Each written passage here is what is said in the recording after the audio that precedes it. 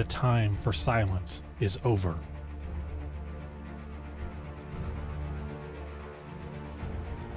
There was once an unprecedented time in American history when common citizens of their day began to define the rights of man and documented how those rights were being violated by their current government. They wrote to each other. They debated with each other. Ultimately, it was these common citizens who recorded these rights for all eternity, and furthermore created a new and free nation founded on these rights with liberty and justice for all of its citizens. Times have changed, but these rights remain. I don't take responsibility. That all citizens have the right to life. That all citizens have the right to pursue happiness. That all citizens are created equal. That all citizens have the right to a public trial. That all citizens have the right to peacefully assemble. That all citizens have the right to petition their government. What happens when you try to exercise these rights today? Is this government honoring your rights?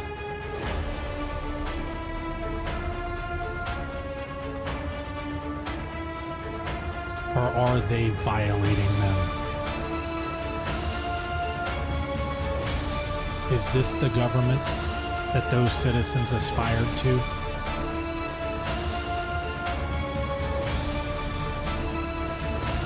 There is a solution. I don't take responsibility. I don't take responsibility. I don't take responsibility. Join me every Sunday afternoon for a new show where common citizens, you and I together, discuss with each other issues of today, where we demand proof and evidence is required, where we seek the truth and will not be silent. Join me this coming Sunday afternoon and take part in America's oldest and most honored tradition.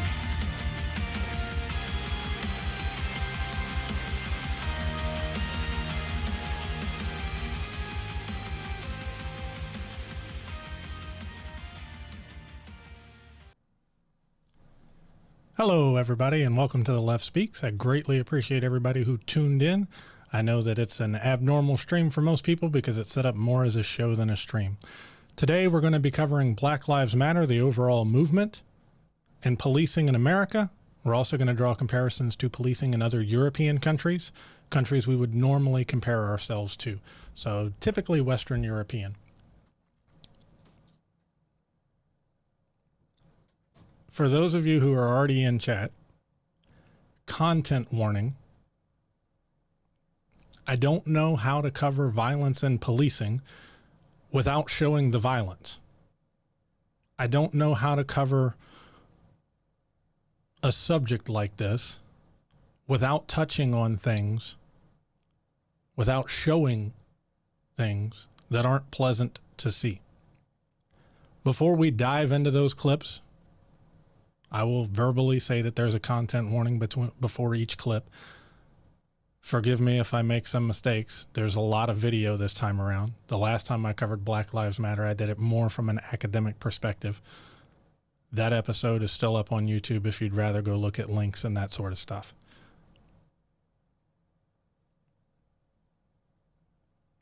We're also going to cover a source specifically that was given to me last time, basically saying that Black Lives Matter is overblown and that minorities in this country are not disproportionately affected by violence. It's a very touchy subject. And I, as a white man sitting up here talking about Black Lives Matter, is an odd position to be in. I'm an ally of the movement. Do I think that there are mistakes that have been made? Do I think that there is some justified violence in policing? Absolutely. I mean, police have a right to defend themselves. Do I think that that excuse is massively overused? Do I think that there is disproportionate use of violence against minority citizens in America? Do I think that especially black people, but minorities overall, are policed more and harder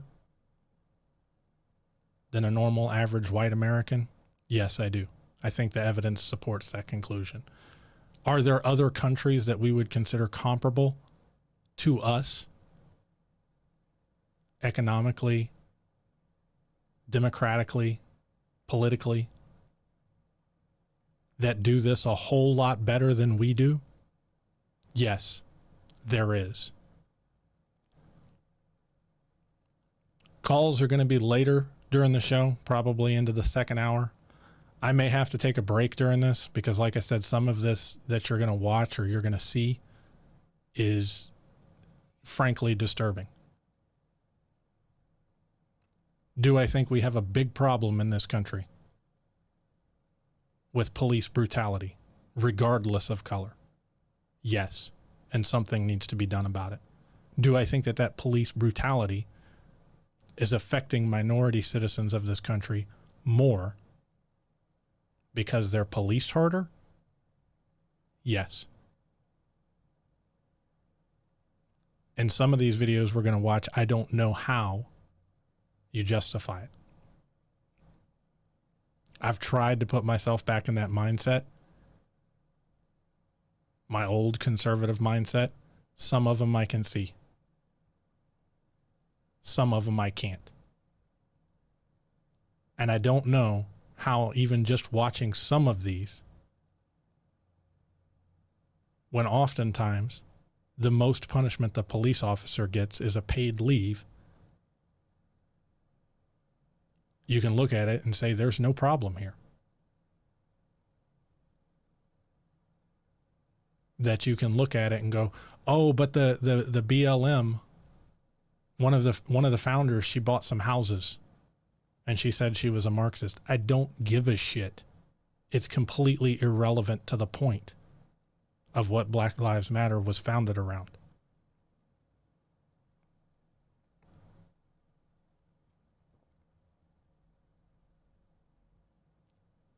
So forgive me if I have to take a few breaks during this.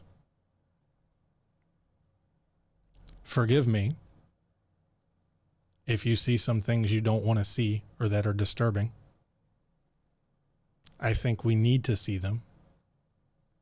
We need to be disturbed. And something desperately needs to be changed. The degree to which things need to change, I would consider open for debate. But clearly, there is an issue here.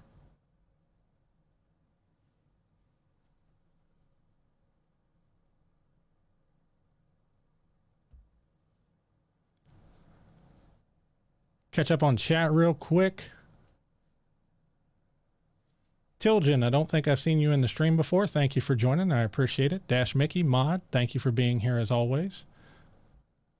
Captain Redbush, thank you for the hype. Appreciate you dropping in. Ricky the Great One, you are more than welcome, Ricky, to input any feedback you have on the Derek Chauvin trial, the trial for the officer who I'm going to go ahead and call it murdered George Floyd.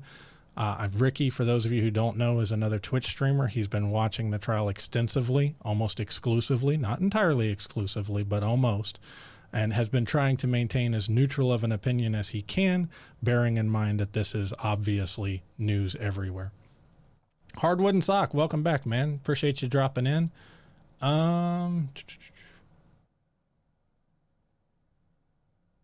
Before I get too into the topic, did I see the article you sent me in a DM about last week's topic? If you're talking about the immigration article specifically related to the tree company, yes, I looked it over. That's the enforcement type I want to see, and I want to see a lot more of it. Like I said, it shouldn't be profitable, in my opinion, to employ illegal immigrants. I think it's much easier to close off the demand side than it is the supply. If you take care of the demand, the supply will take care of itself.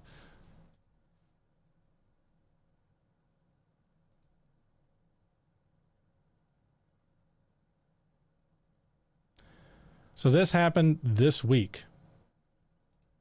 This is the first, a distant camera shot that shows how fast it all happened. Watch from the left as Adam Toledo runs by, chased by 10th District Officer Eric Stillman. They stop, and a single police shot strikes Toledo. Total time, about 10 seconds. Rewind the incident for this second crucial video. About 3 a.m., March 29th. Officer Stillman and his partner have just arrived, handling a call for shots fired. They take this 21-year-old man into custody and say the other subject, Adam Toledo, takes off running. Stillman's body-worn camera records the brief and fast foot chase into the alley. And then this critical moment, frozen in time. Chicago police officials tonight say Toledo has a gun there in his right hand. The slide extended because the gun's clip apparently had been emptied. That gun ends up a few feet away. And what happens next, in a fraction of a second, costs Toledo his life. His hands move upward, and Officer Stillman fires one fatal shot into the teenager's chest. No! Hey! Don't hey, stop it! Stop it! Shots fired! Shots fired! Get an ambulance up here now! Look at me! Look at me! Look at me! You all right?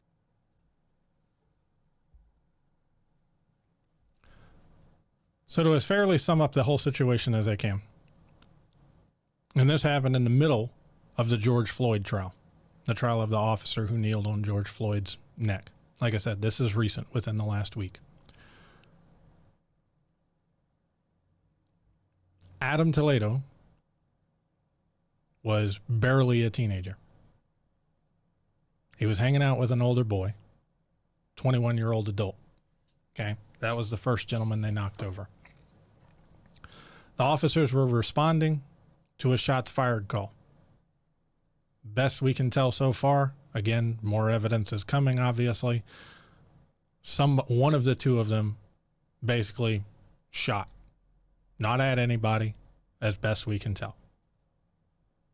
As you can see from the body cam footage, the gun was empty.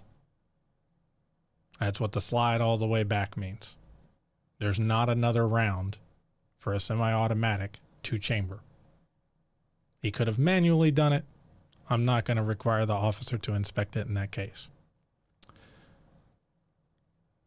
The 21-year-old, again, some assumption here, but as best we can figure, they both took off running, Adam and the 21-year-old.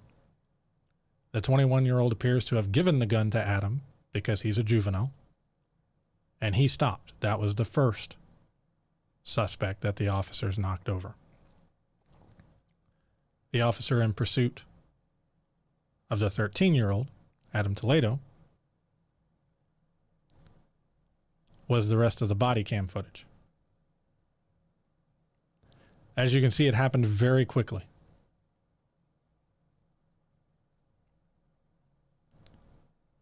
To me, I can see both sides of this argument. 13-year-old police are responding to shots fired. They're chasing a suspect that they can see has a gun. Within less than a second, the 13-year-old drops the gun and swings his arms up. As doing so, turning and facing the officer. Now, I think one of the keys here that a lot of people tend to miss is we're dealing at night, and if you watch the video, the flashlight that appears to be on the officer's handgun is a strobe light meant to disorient the suspect. And anybody who's ever been in a nightclub before or played with a strobe light knows that you see things in flashes.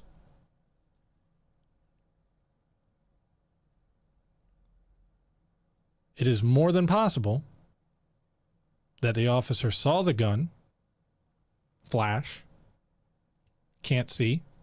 Next thing he sees, Mr. Toledo's swung and facing him.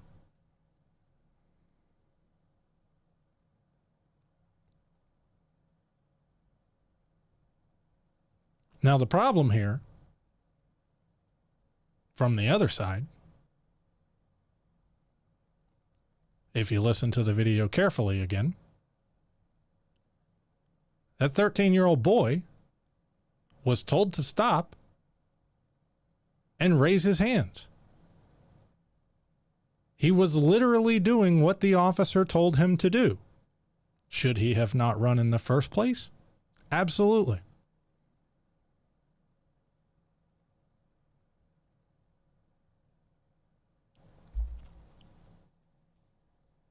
Is it a tragedy that a 13-year-old got shot and is dead?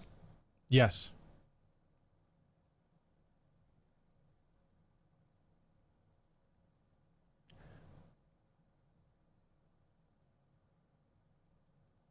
But I fall down on the side of this one as understandable.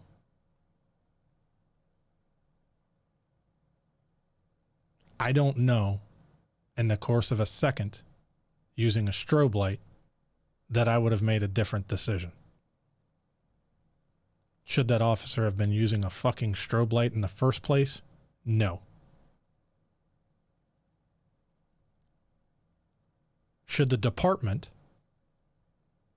I believe it was actually the district attorney, when asked about it, said that the suspect was armed at the time he was shot? No, the DA shouldn't have said that. They either didn't do their job and review the video in the first place, which I'm betting is most likely they took the officer's word for it, or they were flat out lying. Either way, not a good look.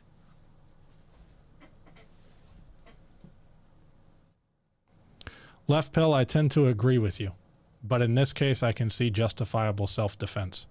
Like I said, when you include the strobe light. Anybody who's been in a nightclub knows you see in flashes, and that happens so damn fast. If the department did not have some kind of policy against a strobe light, which they absolutely should have for obvious freaking reasons, then I can see it.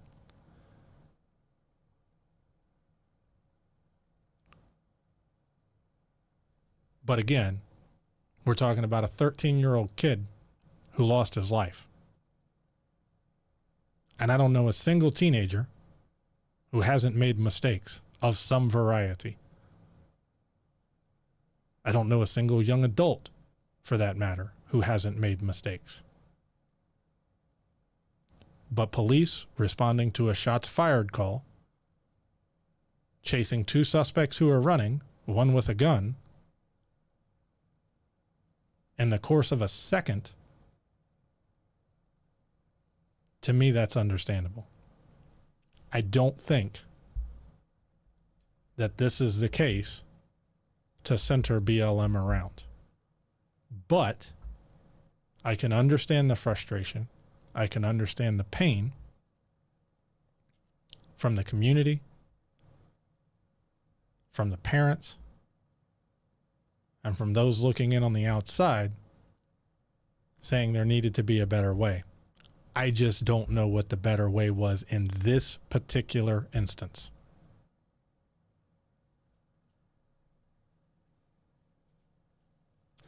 Dash Mickey, I get it. He had a gun, but he was 13, still a kid. Since when do we shoot down children?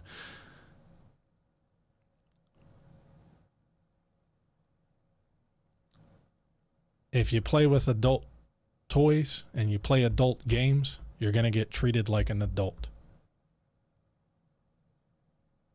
My own significant other and I disagree about this, but it doesn't matter from the officer's point of view whether that gun was held by a 13-year-old or whether it was held by a 21-year-old or whether it was held by a 50-year-old, that bullet is just as deadly.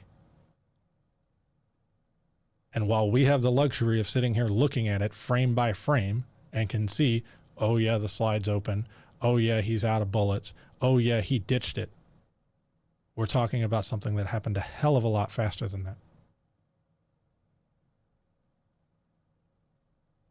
I don't know what the better situation is in this.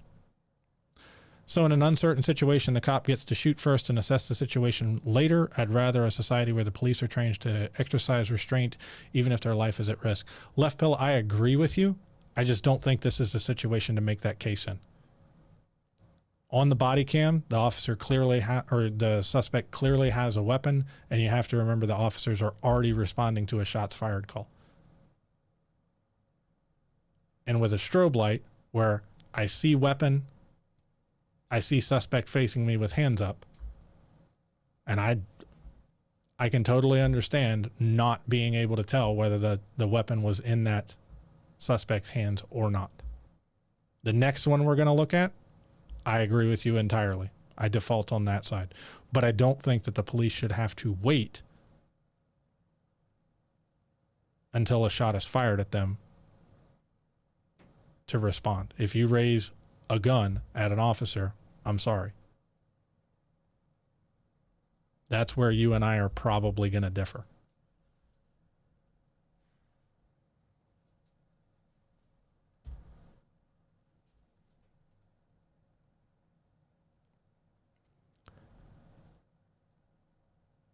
Hardwood and sock, we're referring to Toledo. This also happened this week.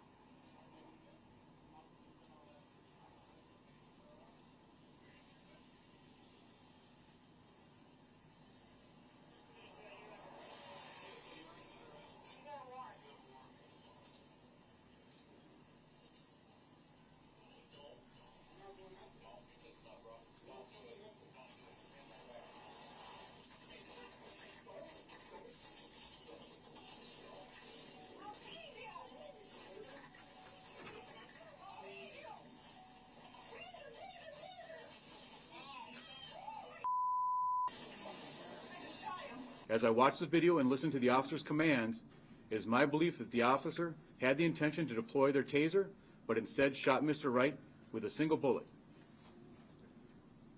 This appears to me, from what I viewed and the officer's reaction in distress immediately after, that this was an accidental discharge.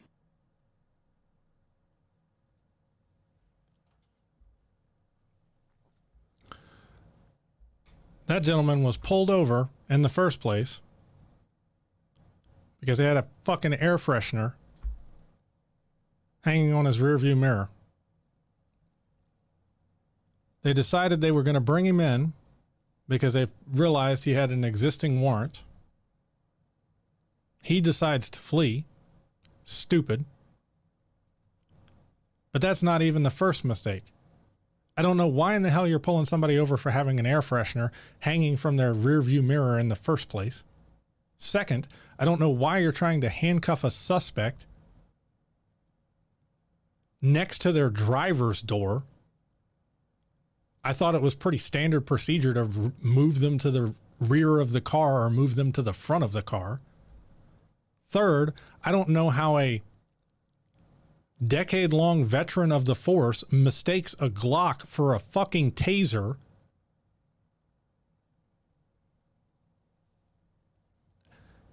I don't know why you would want to tase a suspect in a car with their foot close to a gas pedal.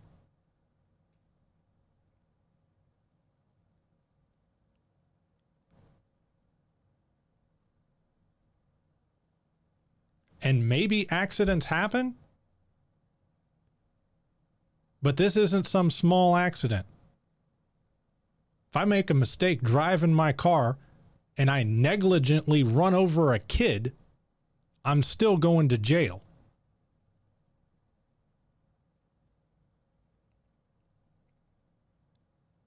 If I'm cleaning my rifle at the house and set off a round that kills the kid next door, I'm still responsible.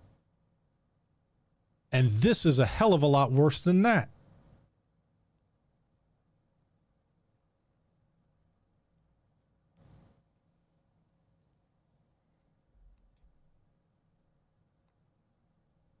In Minnesota, while the trial for George Floyd is still going on,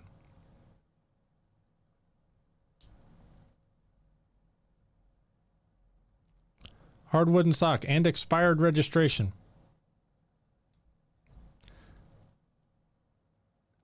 I can write him a ticket and send it to him in the mail, brother. I mean, honestly.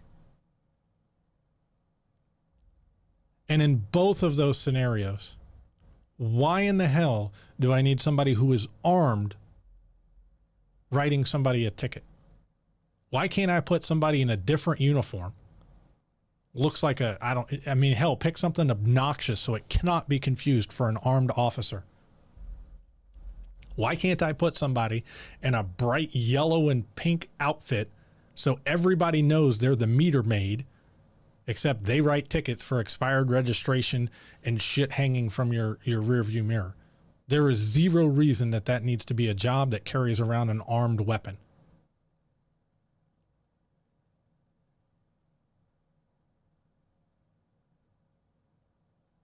Yeah, that's what I said, that they ran his license and saw he had warrants. At that point, police procedure failed because he shouldn't have been trying to be handcuffed right next to his freaking front car door.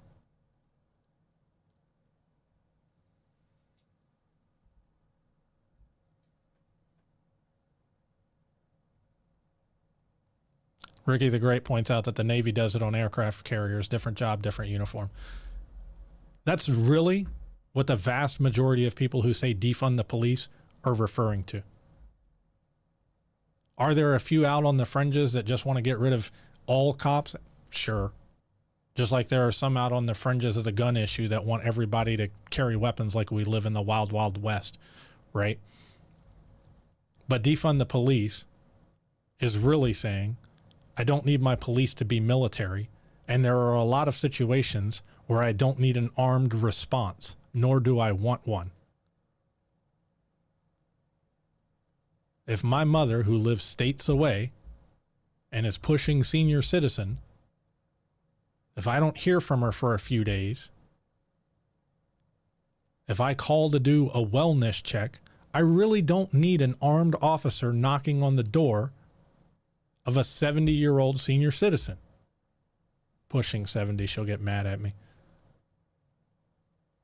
But why do I need an armed officer or two going to see if this person broke a leg? Why can't I send a social worker? Why can't I send EMS or a fire department?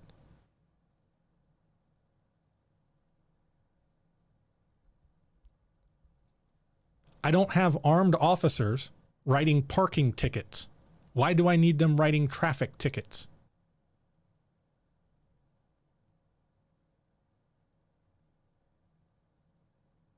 Maybe I missed it, but I don't see a whole lot of stories about meter maids blasting people away when they write a ticket for parking in the wrong spot or expired parking.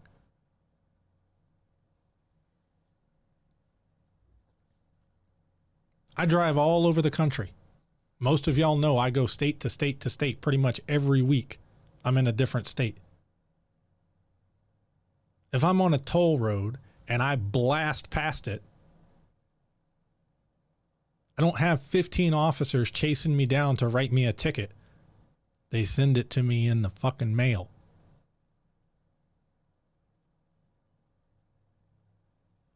There has got to be a better way than this. And if the only tool you're going to use to address your community is a hammer, why are we acting shocked when they think everything looks like a nail? Are there situations where I can see police escalating to the use of deadly force? Absolutely. And we're going to cover some of those later.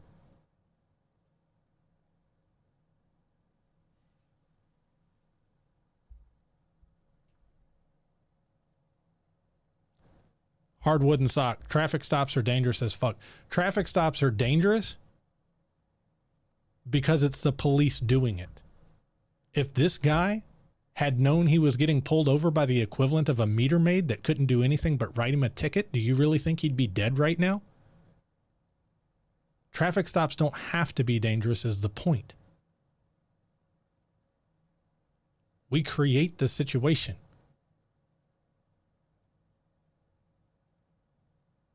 If I've got a push pin that I'm going to stick in my wall instead of a nail, I can make it dangerous to my thumb just by choosing to use a hammer to hit it with. But I don't have to.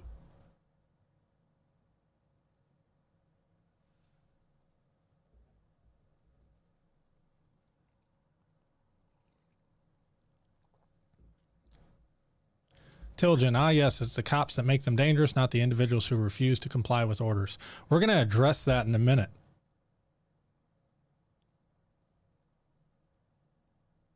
With the army officer who was pulled over, Nazaro, whose video was just released.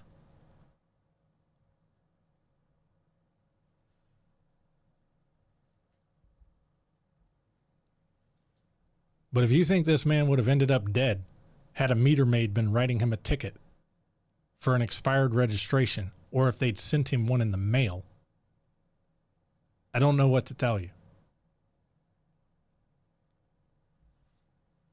Smite Knight, welcome in. I appreciate it. Looks like you and Hardwood and Soccer talking back and forth. Alpha, yeah, I'm just going to call you Alpha because you got a bunch of letters after your name. You're just an American patriot. Well, welcome to the show. So am I.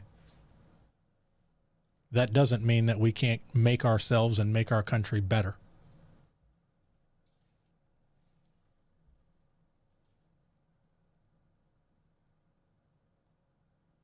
Overnight, protests erupted in Brooklyn Center, a suburb of Minneapolis, after a fatal police shooting of a black man during a traffic stop.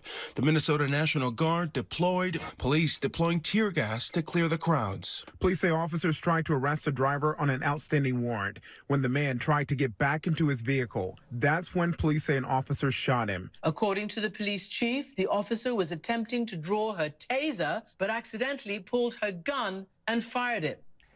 You have got to be f***ing kidding me. A man was killed at a traffic stop because the police officer mixed up their gun and their taser? Is that even supposed to be a legitimate excuse? Like, we're supposed to watch that and go, okay, one time I used sugar instead of salt, so I can relate. And look, I'm not saying that tragic mistakes will never happen, but what I am saying is that maybe if the police weren't so quick to draw any weapon, then maybe people wouldn't die because of a mix-up from Officer Urkel over here. And by the way, don't you find it amazing that cops think everything is a gun except their own gun? If you have a cell phone in your hand, oh, that's a gun. If you're holding a wallet, oh, that's a gun. Their own gun? No, not a gun, not a gun. And even if it was just a mistake, that's not a mistake that you just forgive and walk away. Especially since you know the people jumping to her defense for using a gun instead of a taser, those are the same people who want their waiter fired for bringing them a regular Coke instead of diet. Now, regardless of the specifics of how it happens, incidents involving police getting out of control with black suspects are still far too common. And you know that because this shooting in Minnesota isn't the only example of police brutality people are talking about today. And I think that's one of the keys. Like I said, this is constant, ongoing. It feels like we're just seeing a lot more of it now that everybody has a high definition camera with them. Yes, the officer who killed Daunte Wright was charged with second-degree manslaughter just today. And look, I think it's good that she's being charged, but let's be honest, that doesn't mean much on its own. I mean, charging a police officer is like announcing that you're withdrawing from Afghanistan. I'm not going to hold my breath for results. Now, I don't think there's any one change that we could make to police procedure or equipment or funding that would fix the entire problem of how cops treat black people. But the mayor of Brooklyn Center, where the killing of Daunte Wright took place, did make one interesting point that I found very revealing. As of this moment, I don't believe any one of our officers live in Brooklyn Center. That is something that we are aware of. We do feel very strongly that we need officers to be from the community. Obviously, not every officer can live in the city where they work. I don't think that would be feasible or practical, but there is a huge importance to having a significant number of your officers living in the community where they serve. Yeah, the mayor is completely right, and that is a startling thing to hear. Not a single one of his city's police officers actually live in the city that they police, which is a huge problem. When a cop is taking you downtown, he shouldn't have to ask you how to get downtown. And it matters when you're not policing your own community, when you're an outsider, because then you've been sent in to enforce. You're an occupying force. Because it's human nature to treat people differently when you're not from there. You know, when you go to your neighbor's house, you're respectful, you're courteous. When you go to a hotel room in a different city, I mean, that's when things get covered in semen for no good reason. Plus, it's harder to brutalize people when you live in the same community. You're less likely to body slam someone to the ground when your moms might be in the same book club. And if you want to see how different groups are policed in America, you don't have to look any further than the Capitol riots, where we're still finding out just how much leeway a violent mob of white conservatives was given.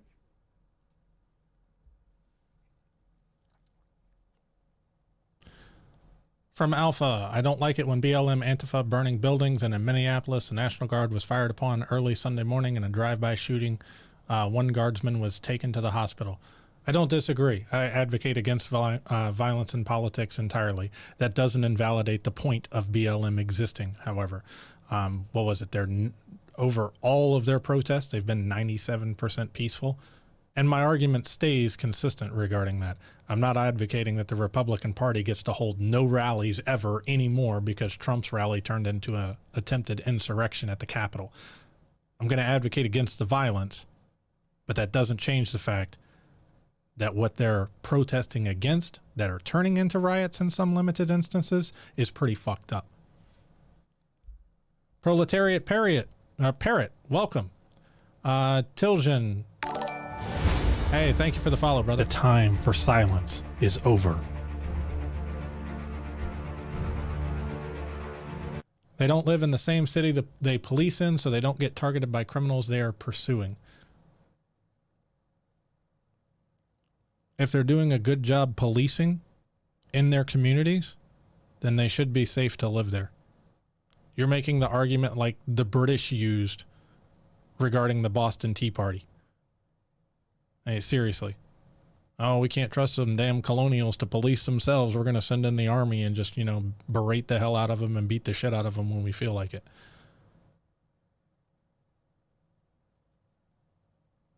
If those officers had lived in the community, they wouldn't have had to try and tackle that man and stop him right there. Because if he took off, they could have been like, oh, we'll see you when you get home, brother. We'll just meet you there. This is the way they do it in so many other countries, so many European countries.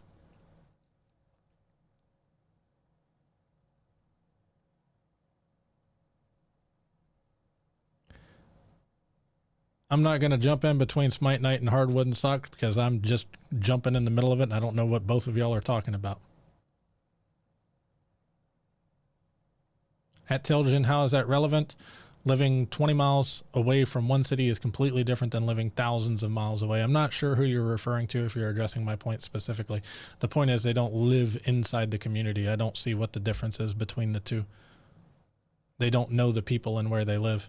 You shouldn't have to ask for directions from the person you've arrested on how to get downtown.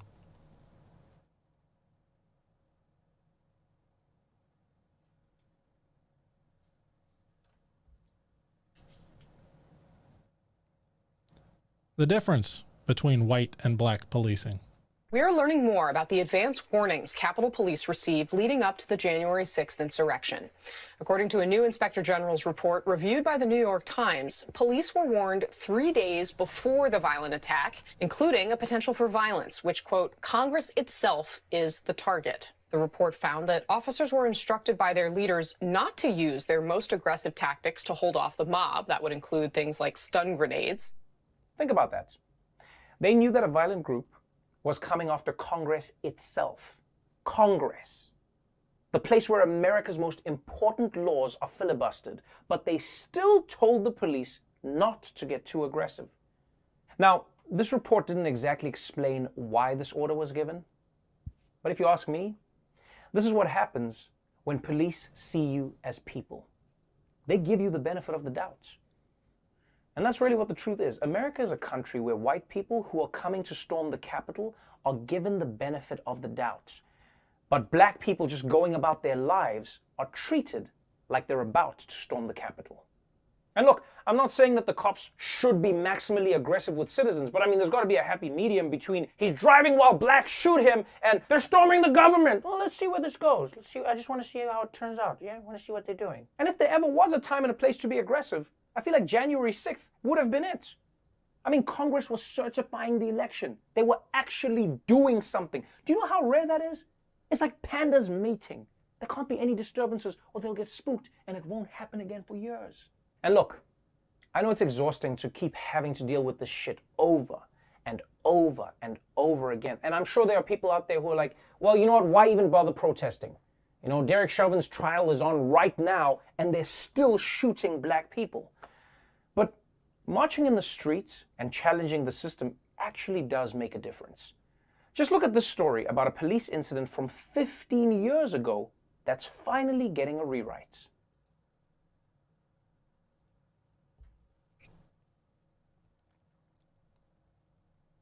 All right, let me catch up on chat, but I tend to agree with Trevor Noah's point.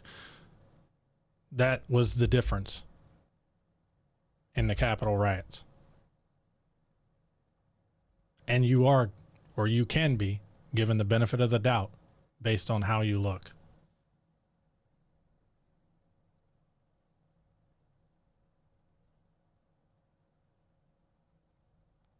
Oh, y'all are ganging up on Hardwood and Sock. Hang in there, brother. To use my point against me from Tilgen, Trevor Noah isn't even American. Why do you care about what a non-American thinks about American politics? An outsider can point out a problem. That's not the same thing as coming in to police people. Trevor Noah isn't in your house right now, shoving you up against a wall, spraying you with tear gas, beating you with a baton, holding a gun on you because you had an expired registration or you forgot to clean your sink. If you can't see the difference between those two things, brother, I do not know what to tell you. Proletariat Patriot, if we funded mental health training and policing, but they're more worried about shooting black people and locking up poor people. I think that de-escalation training would be huge. Right now, police academies in the United States spend more time on firearms training than they do de-escalation training.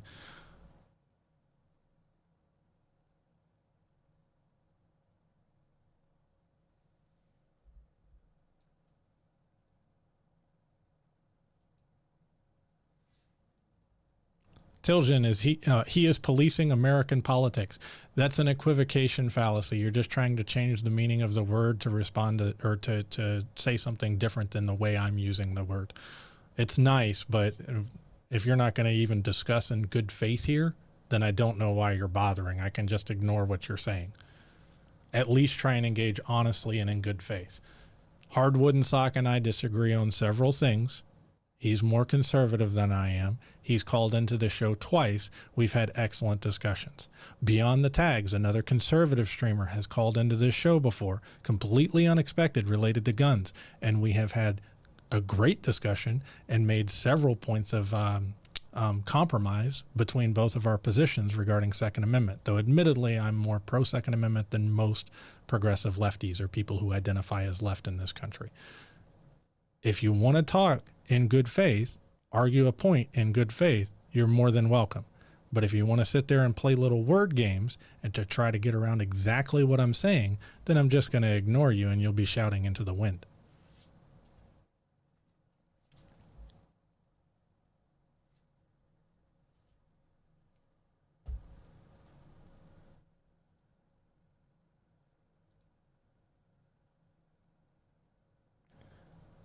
Now, this is not an isolated incident. This is from a few years ago, but I think it illustrates the point of the frustration of what Black Americans have to deal with in this country. Not a content warning, but there is a language warning. That's big enough of a turn signal not made is a big enough of a crime for you to feel like you need to take out your service pistol, right? Right? Right? That's what's up. Probably see yourself on the internet. Fucking prick shit. That's prick shit, bruh. That's prick shit. You see, if you just came to the car and did your regular routine, I wouldn't have had no issue. I turned around to a fucking gun pointed in my face. Do you feel empowered now that you pointed your gun at me? Do you feel empowered? You feel empowered, don't you? Right? What happened? They fucked you up in school. They used to beat you up. You didn't get pussy in school. What made you feel bold to do that? I don't. And I know it's an individual. Not every cop is fucked up. But when I hear something fucked up happen to a cop, I be like, he probably had it fucking coming. Because the motherfuckers like you. Good cops get fucked up right because of people like you. You came to the car with your gun out. For what? Do you have no conscience? You don't see what the fuck going on TV? But you don't give a fuck, right?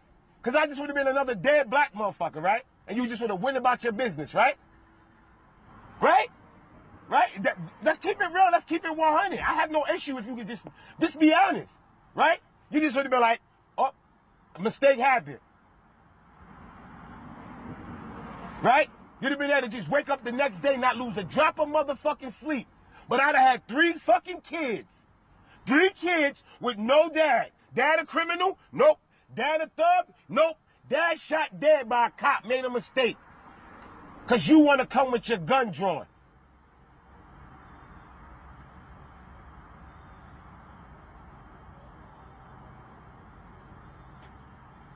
You got kids and a wife. Don't you want to make it to your fucking kids and wife?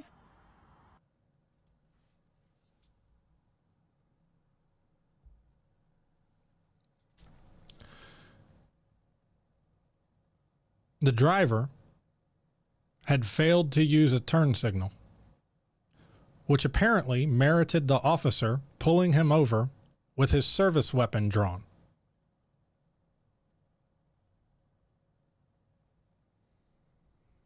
In what fucking world does failing to use a blinker merit approaching a car with a gun drawn?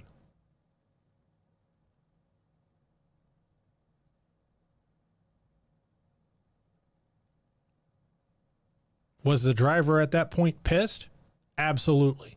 Was he justified in being pissed? I would have been pretty fucking pissed too. Just this past week,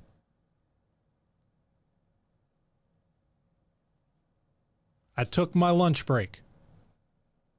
Didn't feel like going back to the hotel room. Didn't feel like eating at the job site. So I went through the drive-thru. Was in a small area that didn't really have a whole lot of parks. And it was, I believe, Wednesday. It might have been Thursday. Don't hold me to it. But I find a church that's open. Empty parking lot, nobody there. View of the field, view of grass, few trees out in the background. I live in Vegas. I like green things still. I don't get to see a lot of them here. So I pull into the church parking lot and I park. Eat my lunch, listening to a podcast. I'm pointed out towards the highway. Because again, nobody's there. So I just circled around in the parking lot, pointed out. I'd probably been there about 20, 30 minutes at this point. Somebody had called the police because an officer rolled up, parks about 10 feet away from me. I keep my hands on the steering wheel. I already had the window cracked. And he walks up. Completely civil interaction. Hey, do you work here? No, I just work on site and was looking for somewhere to eat my lunch while I listen to a podcast. Oh, okay. Where do you work? Well, I work out of Vegas, but currently this week I'm working at this site doing this. Okay. Well, that makes sense to me. And walks off. Civil interaction. But he didn't walk up on me with his fucking gun drawn.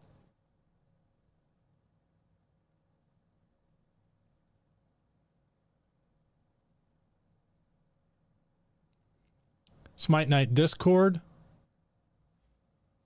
conflicts with my audio, so I have to use the phones.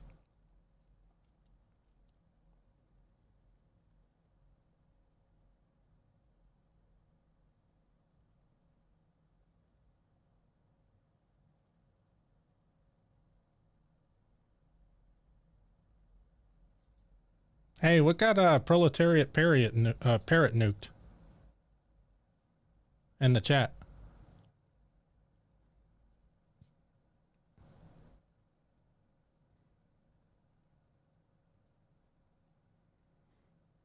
Did the auto mod catch him, or did somebody do it? Okay, well, I guess you're back.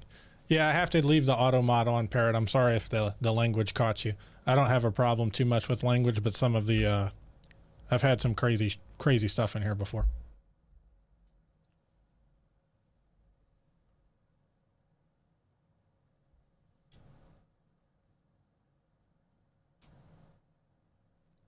Also this year. But police spot Austin from their vehicle taking out his trash and listen as they decide to approach him. Roger. This dude?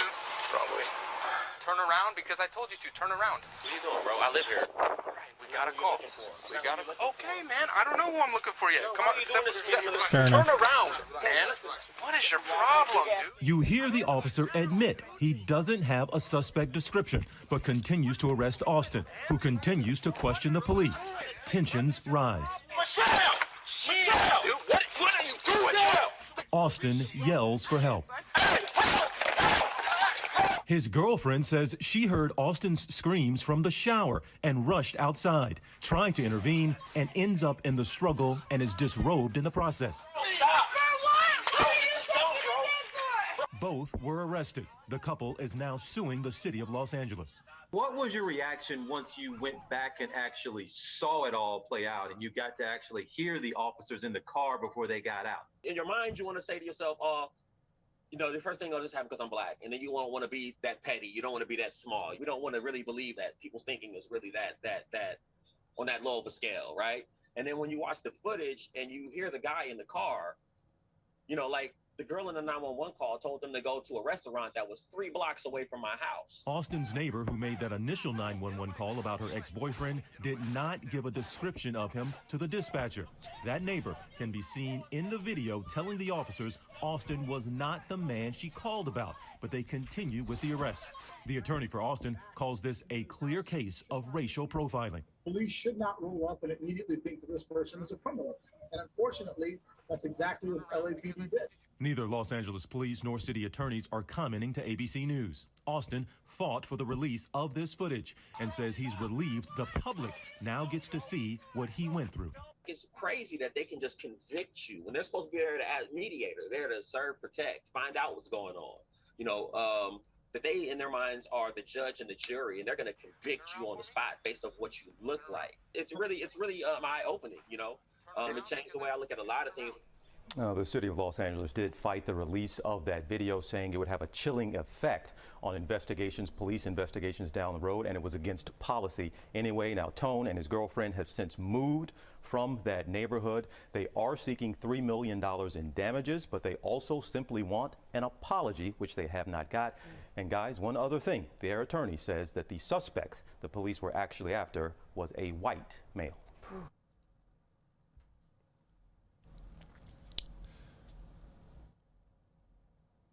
Somebody calls 911 because they're having some kind of disagreement, altercation, whatever, with their ex-boyfriend. At a restaurant 3 blocks away from where this gentleman was taking his trash out. Police driving to the restaurant see him with no description provided and just go, oh, well, that's probably him. I don't know what would possibly lead to that conclusion. I guess trash bags look like assault, look like domestic battery.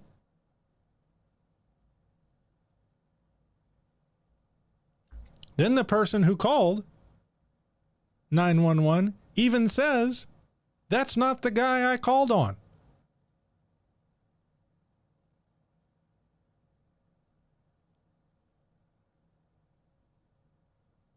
So for all of you guys out there that are like, oh, just comply, just comply. You've got a constitutional right against illegal search and seizure. What the fuck was this man doing by taking out his trash and not matching the description of a suspect because none was provided that merited taking away his constitutional right to the extent where he needs to turn around, face the wall, and consent to a search?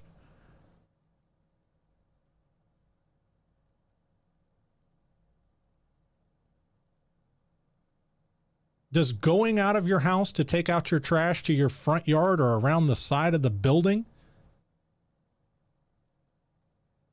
waive your constitutional rights and I just fucking missed that class?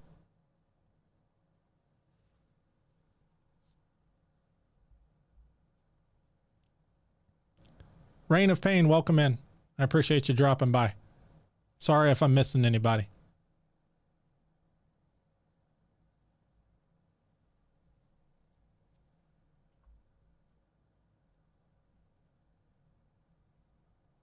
Alpha QBZ1. I haven't seen no Trump supporter carry swastika flags. Then you are drastically mistaken and you need to go look up the Charlottesville 2017 Unite the Right rally. There were tons of Confederate flags there. There were neo-Nazi flags. There were the Odal rune symbol recently at CPAC.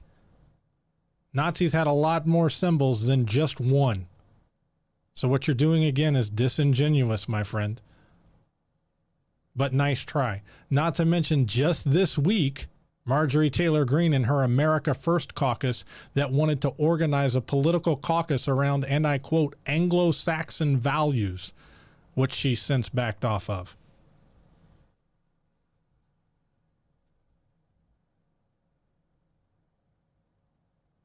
If you need a link, Google Shaun, S-H-A-U-N, on YouTube. Charlottesville 2017. You can see all the links you want, brother.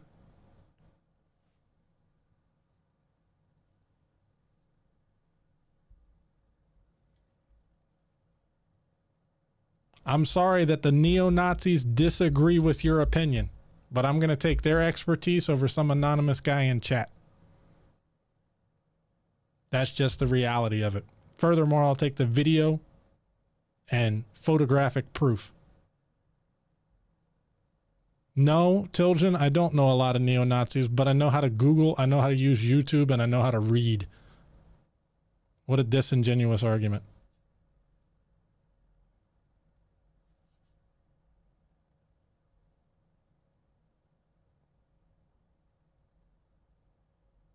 Obviously you don't, or you haven't looked into it, Tilgen. That's just the reality.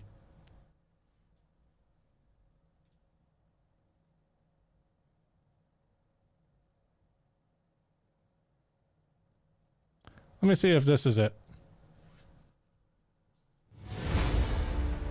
The time for silence is over. But are you willing tonight to condemn white supremacists and militia groups? I came here to speak on behalf of Donald Trump. Do it, sir. Say it. Do it. Say it. There's your neo-Nazi saying he's speaking on behalf of Donald Trump. Very fine people on both sides. and for the white Christian people of this nation. See the National Socialist icon in the background? White supremacists and white Proud militia. Boys, stand back and stand by. Fourth degree, you get arrested or in a serious violent fight for the cause. Really? Yes. Violence in politics. I'm taking the low road. I'm punching them in the face.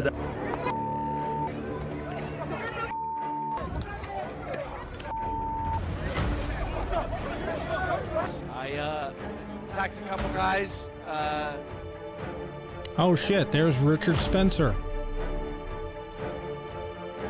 organizer of the Charlottesville Unite the Right rally in 2017. Very fine people on both sides. Here's Charlottesville 2017. I'm sorry, I guess they're not neo-Nazis. So I punched him in the face and I ripped his mask off.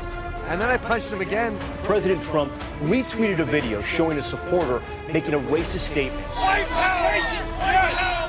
Very fine people on both sides. Charlottesville 2017. Fuck him. Reset of the truth of right. Remember it. Yes, the guy's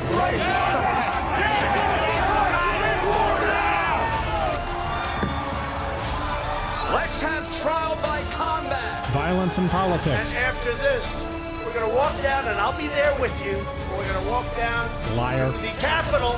Are you willing tonight to condemn white supremacists, white Proud militia? Boys, stand back and stand by. Because you'll never take back our country with weakness. You have to show strength, and you have to be strong. Join me every Sunday afternoon for a new show for common citizens.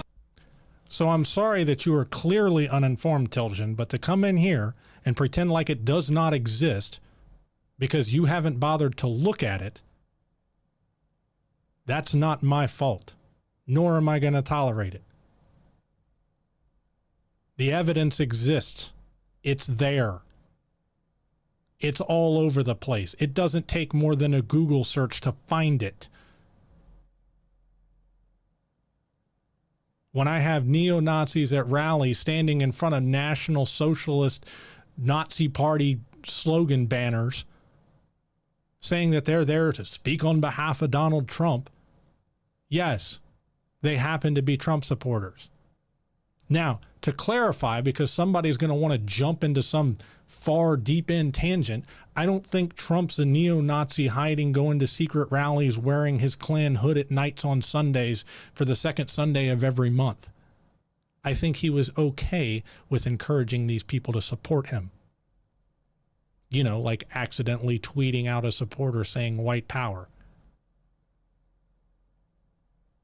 But you don't get to sit here and pretend and live in a fantasy land like this stuff doesn't exist. We can have honest disagreements.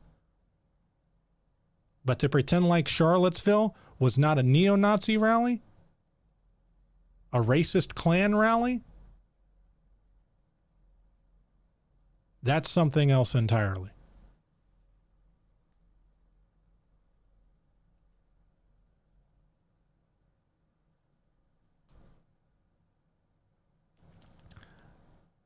Alpha, I'm not sure who you're referring to. Where are the true American patriots that protect America? The citizens who vote in it, the citizens who pay taxes, and the citizens like myself who signed up to protect and defend the Constitution of America that sits behind me.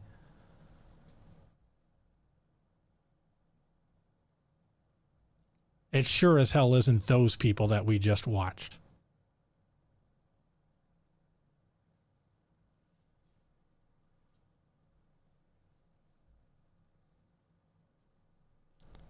Hardwood and Sock, I'm sorry, we should not have police with APCs. That's just ridiculous.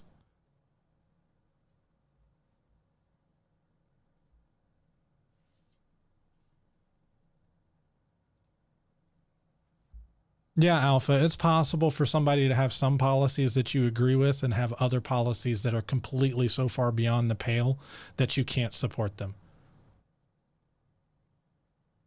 it's possible to have somebody that you agree with that makes a shitty decision and you call them out on it. But to pretend like somebody does no wrong whatsoever, ever, because they're your guy. Politics isn't football, my man. I'm an LSU fan through and through, born and raised in Louisiana. And I'm going to stick with LSU, do or die. But politics aren't football. If you want to see me become a Republican again, run Teddy Roosevelt. Run a guy who's strong on defense. Run a guy who's strong on workers' rights. Run a guy who breaks up trusts. Run a guy who doesn't have a whole bunch of racist problems and wants every American to have a fair shot.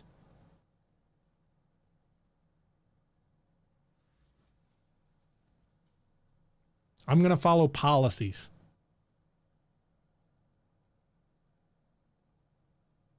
And tweeting out white power stuff, calling people at a Nazi protest very fine people. Yeah, I'm not backing any of that. Undermining the results of our democratic election? Yeah, I can't back that. Being part of a party that wants to create a caucus centered on Anglo-Saxon values? Yeah, I'm not going to be a part of that.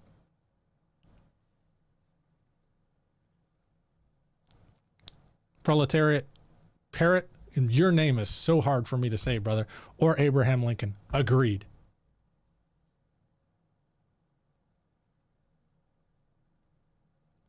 Tilgen, Biden took a photo with the leader of the KKK, so is he also a neo-Nazi racist? Which member of the KKK are you referring to? Are you referring to former Senator Byrd, who passed away and, most importantly, had disavowed all association with the KKK, said it was a mistake? Because that's slightly different than taking a photo with the people that are still advocating for the neo-Nazis and the KKK to do their racist things.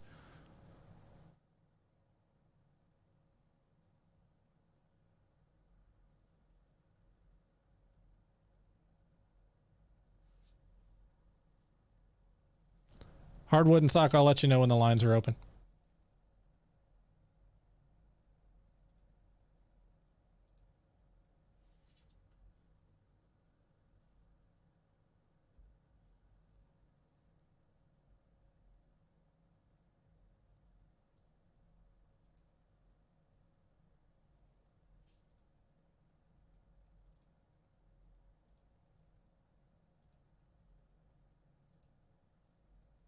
Hey creators, if you're using elevator music in your videos, well, you need to rethink things. Unless, of course, you're doing an elevator scene.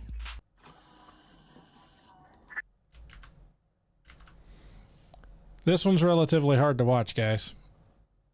This is an Army officer who was pulled over in Virginia by two cops. I'm running it on YouTube instead of my normal clips because I want to be able to pause as we go through. And I want to be able to give my thought processes as I go through. Traffic stop at BP.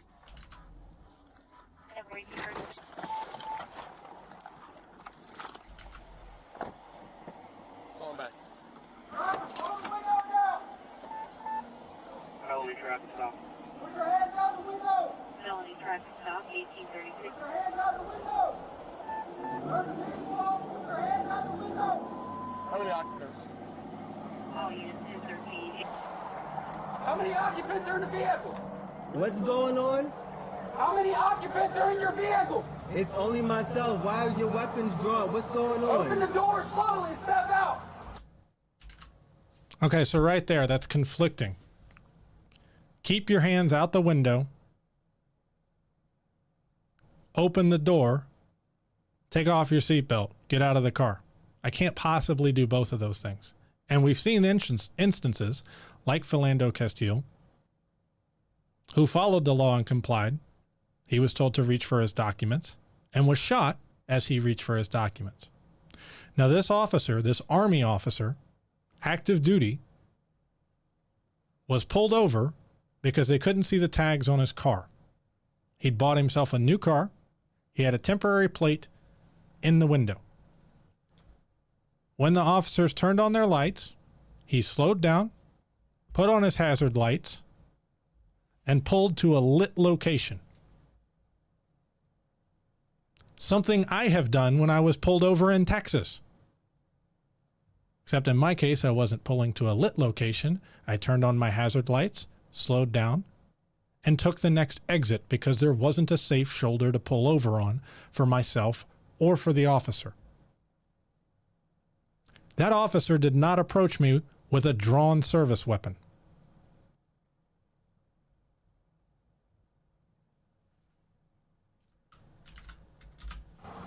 Open the door! I'm not getting out the vehicle. What's going on? Get out the car!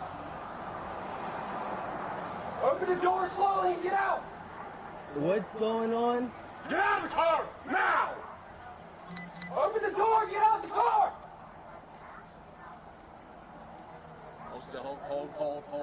Hold. Keep your hands outside the window. Again, conflicting. Get out of the car and keep your hands out of the window. If I'm wearing a fucking seatbelt, which one do I listen to? Which one doesn't get me shot?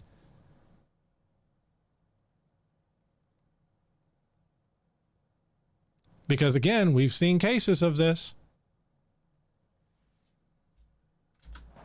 Keep your hands outside the window. My hands are right here. What's going on? Get out of the car now. Get out of the car! What's going on? Get out of the car now. Get out of the car now. I'm serving this country and this is how I'm treated? Yo, what? Guess what? I'm a veteran too. I don't obey. Get out of the car.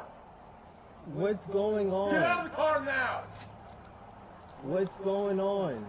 What's going on? You fixing to ride the lightning, son. I'm sorry, what? I have a police officer threatening violence, verbally, ignoring the fact that the service weapons are drawn, with a man who has his hands outside of the car. And I don't blame the soldier for picking one command to comply with, because the other one, he's going to be breaking one of the two. If I go to take off my seatbelt, I don't have my hands out of the car. And we've seen this used as an excuse before for a justified shooting.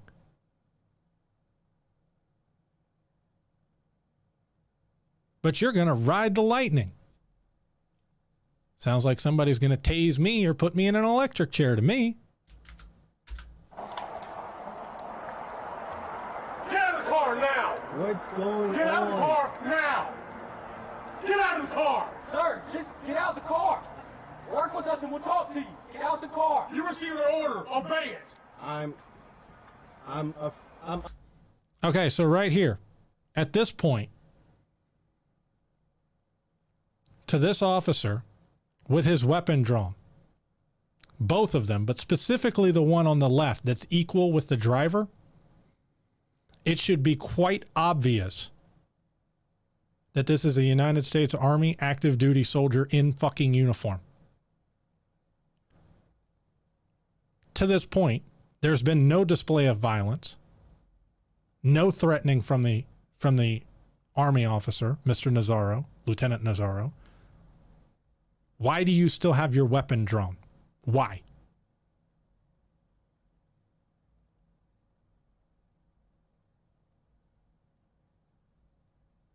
Why not put away your weapon? Because the man is obviously not a threat and is who he has been telling you he was. Before this, when you just saw the sleeves of the camo sticking out of the window, in Virginia, I could give you a pass for not assuming that the man was an active duty service member. But you're even with him. You're able to see in the car now.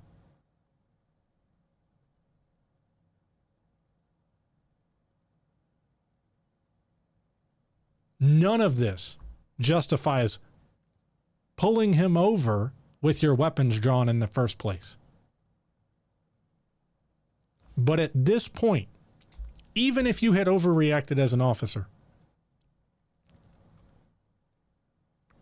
I don't know how at this point you don't go, oh shit, and reholster. You are clearly not in imminent danger at this point as an officer. I would argue that you never fucking were. But clearly at this point you're not. Honestly afraid to get out. Can I? Yeah, you should be. Get out. What's Get going out. on? I'm afraid to get out, and the officer replies, you should be.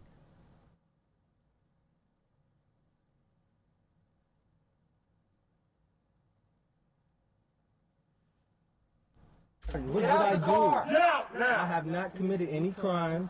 You're being stopped for a traffic violation. You're not cooperating at this point right now. You're under arrest For a traffic- You're being detained. Like, you're being detained for For a obstruction of justice. traffic violation, I do not have to get out the vehicle. You haven't even told me why I'm being stopped. Really? Man's been continually asking why he's being stopped, and this fucking jackass can't even tell him. Get your hands. Get out of the car now. Get out of the car. Get your hands off me, Get out. please. Get your hands off me. Get your hands off me. Get your hands off me. Back up, I Daniel. didn't do anything. Don't do that. Sir, get out of the car Don't do now. that. Hey, Don't get out of do the car that. now. Don't do. I'm trying to talk Get out. to you. Okay. I'm trying to I'm gonna talk. talk. Get out. Just get out of Relax. my car. Can you please Get out. relax? Can Get you out. please relax? Get out of the car right now. This is not how you treat a vet. I'm actively serving this country, and this is how you're gonna treat me. Back up, Daniel. I didn't do anything. Whoa, hold on. What's going? Hold on. Watch it. And 4 RC deployed. Get out of the car. Get out of the car now. Car now. Sir, just get out of the car. I'm trying to breathe. Get out of the car now. That's up. That's really up. Yeah, get out of the car and get on the ground now. You're gonna get it in. I don't even want to reach my seatbelt. Can you? Take your seatbelt off and get out of the car. Can you please? Get out of the car now.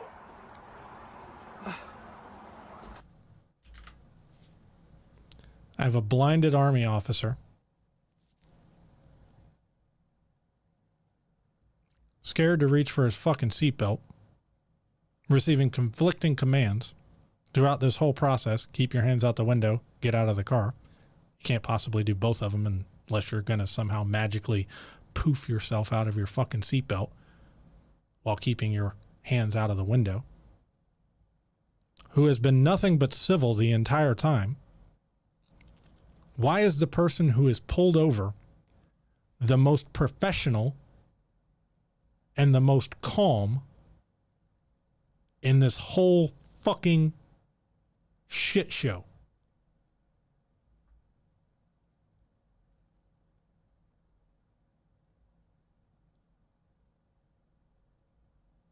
Why are the two police officers the least professional, the least responsible, the first ones to want to jump to use of force?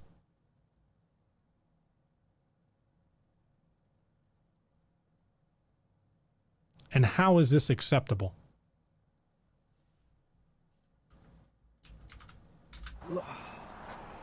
Listen, take off your seatbelt and get out of the car. Look, I'm just gonna please. You're gonna do what you're told. Get out of the car. Look. Take your seatbelt off and get out of the. Look. Take your seatbelt off. Look, my hands are out. Take your seatbelt off and get out of the car. My hands are out. Don't reach in there, Daniel. Don't reach in there. My hands are out. Please. Please, look. This is really messed up. My dog is in the back. My dog is choking right now. Get out of the car. Take your seatbelt off. What are you, a specialist, corporal? What are you? I'm a lieutenant. Lieutenant, get out of the car. Take your seatbelt off and get out of the car. You made this way more difficult than it had to be. You just complied. Get out of the car. I'm reaching for my seatbelt. Fine. Take your seatbelt off and get out of the car. Straight on the ground. Straight onto the ground. Why is it necessary beyond your ego to put this officer on the ground? Ma'am. Is your commanding officer available? Down. Let's go. Is your commanding Let's officer go. available? Get on the ground. Get on the ground. Please talk to me Get on the about ground what's now. going on. Get on the ground and you're getting sprayed again. Get on the ground. Can you please talk to me about what's Get on the going ground. Get on the ground now. Can you please talk to me Get on about the what's ground. going on? Get on the ground. Can you please talk to me about what's Yes, sir. going on? Do not. Can you please talk to me about what's going on? Why am I being treated like this? Why? You're not cooperating. Get on the ground. Why am I being treated like this? This is really messed up. This is really messed up. Sir, well, just work. This is really, this is up. Sir. Up. Sir. Sir. You know this is up.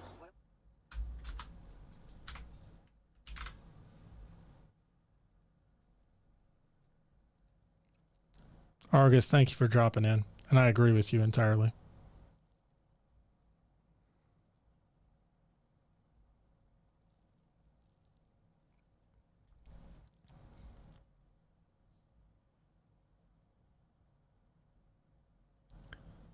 That officer, that police officer, should not be an officer. I see no reason, none, even taking away Lieutenant Nazzaro's rank and uniform and service to this country. Even if I disregard all of that, I see no reason that this situation needed to be responded to with weapons drawn, needed to be responded to by completely ignoring any question from the driver, needed to be responded to with pepper spray, and needed to be responded to with putting this man on the ground.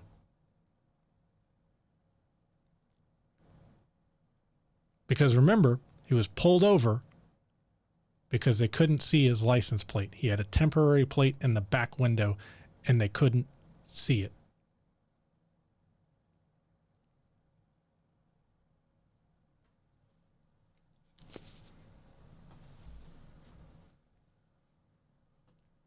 Thank you for the follow, Jorge.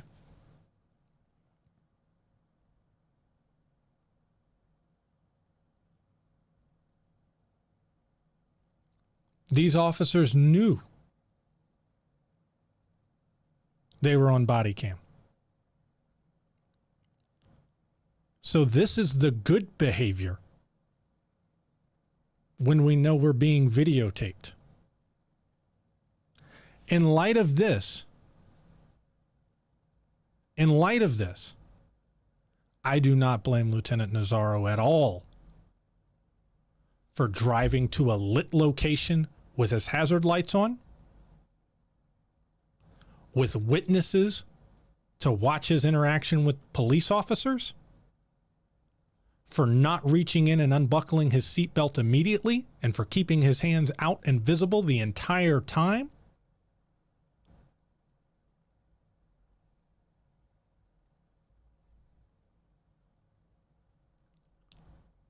And this is just one of the ones we've seen.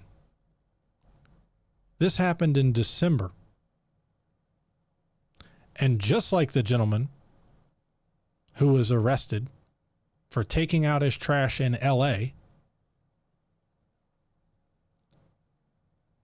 the defense attorneys are the ones who released the videos because the police don't want to. They don't want to comment on it. They don't want you to see what's going on.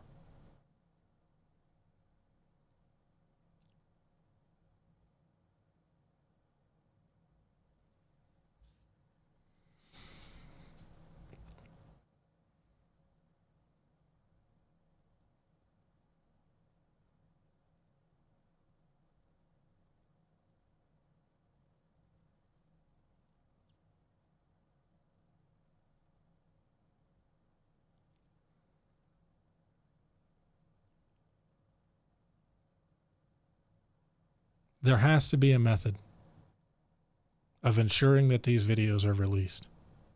I do not understand why anybody would oppose body cameras on all officers, oppose outside independent review of any complaints, would oppose the mandatory release of videos in this type of instance, and why cops should get the benefit of the doubt anymore. I have too many instances of police departments around the country and police officers around the country covering their own ass, covering their buddy's ass, trying to protect the city and the department instead of the civilian?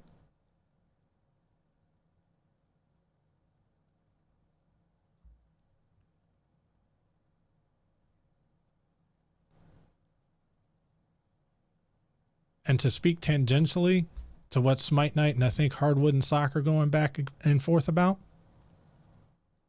I don't live in one of these communities that has been affected by this. But speaking as a former Army officer, watching what Lieutenant Nazaro went through, I personally want to kick the shit out of that officer. The police officer, the one who sprayed him with pepper spray for no good damn reason. And while I encourage everybody to stay peaceful, because I think it accomplishes more in the meantime, if it was my son that was shot, if it was my next door neighbor, if it was my girlfriend,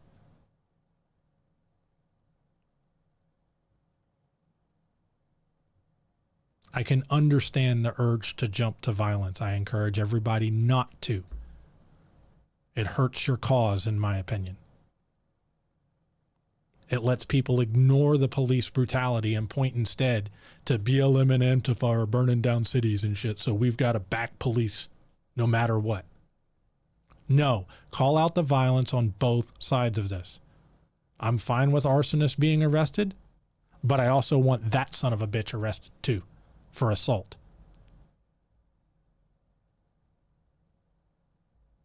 And I want him to never be able to work as an officer anywhere in the country again.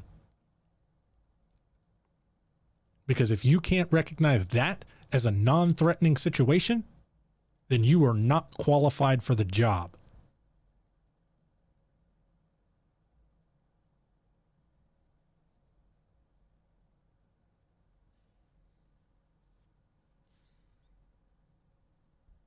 Smite Night, I agree with you. The current situation of escalation does not work. From Argus, can the enforcement practices by the police be replaced? The short version is yes, they can. And we're about to dive into how Europe does it as the short version. But before we do that, I'm going to take about a 5-minute break because I need some more coffee and I need a break after that one. Maybe it's my former military service. Maybe it's the fact that Lieutenant Nazaro is, besides skin color, I could have seen myself in his exact position back then. But that one gets me more than most of the other ones. I don't know what else the man could have done to be safe about it.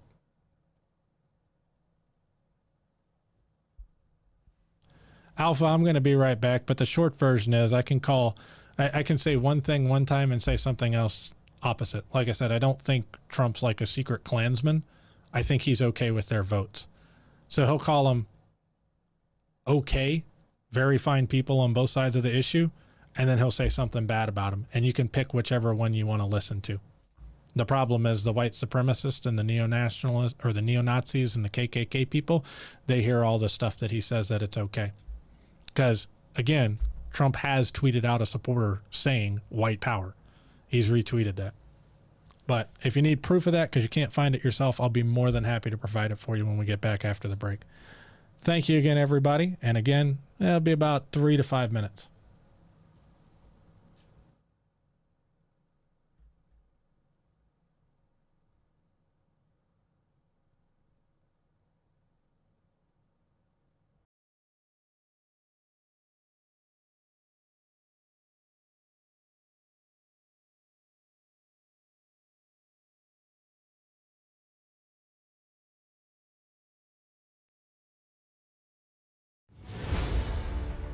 The time for silence is over.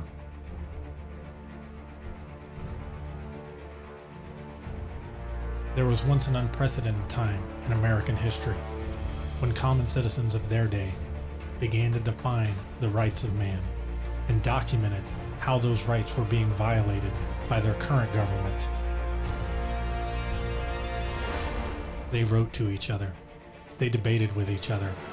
Ultimately, it was these common citizens who recorded these rights for all eternity, and furthermore created a new and free nation founded on these rights with liberty and justice for all of its citizens. Times have changed, but these rights remain. I don't take responsibility. That all citizens have the right to life. That all citizens have the right to pursue happiness. That all citizens are created equal. That all citizens have the right to a public trial. That all citizens have the right to peacefully assemble. That all citizens have the right to petition their government. What happens when you try to exercise these rights today? Is this government honoring your rights?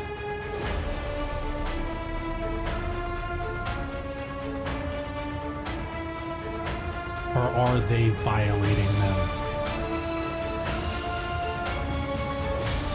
Is this the government?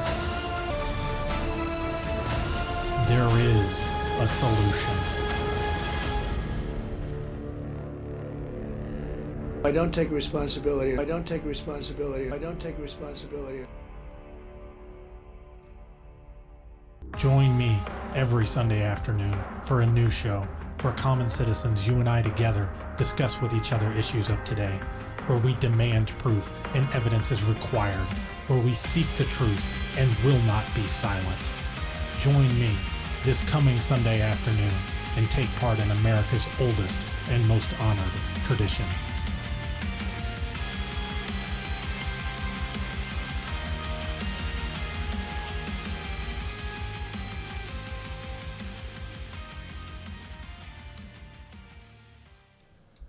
Welcome back, everybody. I greatly appreciate you sticking through the break. Looks like we lost a couple, but hopefully they'll be back. Now we're going to dive into, like I was mentioning earlier, differences between how police work in other countries versus how they work in the United States. I think it's a fair comparison. I found a source that basically clipped armed interactions, not talking about firearms, in the United States versus armed interactions in other developed European countries. We can do this better, and we owe it to our citizens to do it better. Remember, the police are supposed to protect and serve American citizens.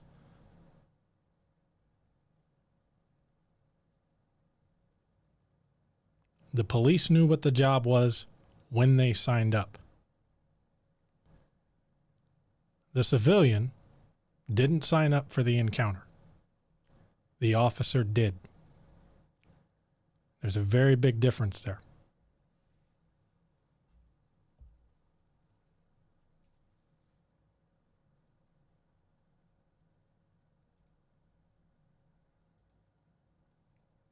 Now, I have these in no particular order. Content warning on all of them.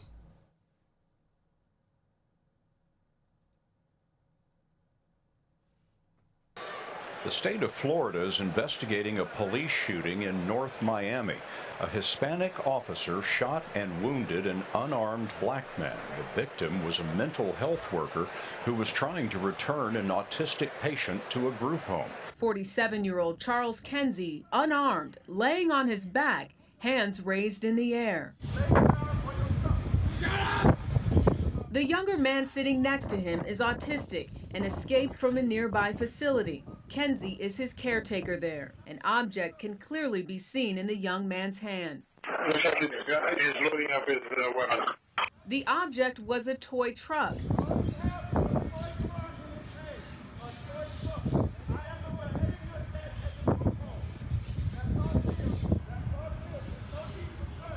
At some point during the incident, one officer reportedly fires 3 shots, not seen on video, hitting Kenzie once in the upper leg. A second video shows police handcuffing both men. Kenzie is recovering at a local hospital. I still got my hands in the air. I say, no, I just got shot. And I'm standing there, I'm like, sir, why did you shoot me? And his words to me, he said, I don't know.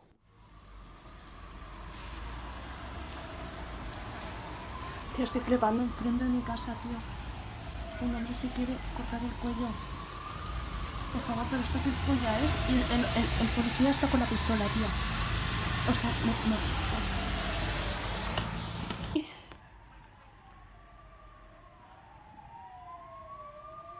Qué fuerte, qué fuerte. Ahora. Hostia puta, tío. Qué fuerte. Qué fuerte, qué fuerte, qué fuerte. Dios mío.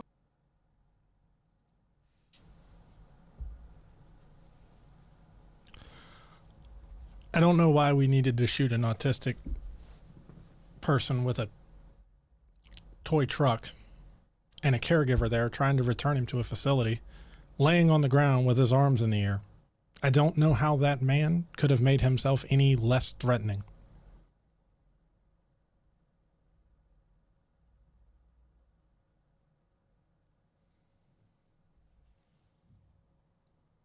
Tiljan, I see you're familiar with the video. Oh, a toy truck. Yeah, it was a toy truck. You forgot you can't read and don't watch the news? No, I just don't think you're getting a well-rounded media diet. You have to, unfortunately, in today's day and age, work very difficult to keep yourself out of information silos where you get all of your news from one side of sources. It's one of the reasons I tend to jump to a bunch of overseas stuff. It tends to be less biased. It's unfortunate, but it's true. But ever since that interaction we've had, you seem to have been engaging in good faith. So you're more than welcome to join anytime. Numbers toll free. You don't think I am. You think I read and watch what I want to watch and read what I want to read. I read Fox News. I read the Epic Times from time to time, or Epoch Times, depending on how you want to prefer it. I look at Breitbart. I look at the New York Times. I look at MSNBC. I look at CNN, ABC, and then I go to the primary sources. Do I think I'm 100% correct absolutely all the time? No, I don't think anybody is. I think we're all human. But you can change my mind by presenting evidence. The links are down there. The Twitter's down there.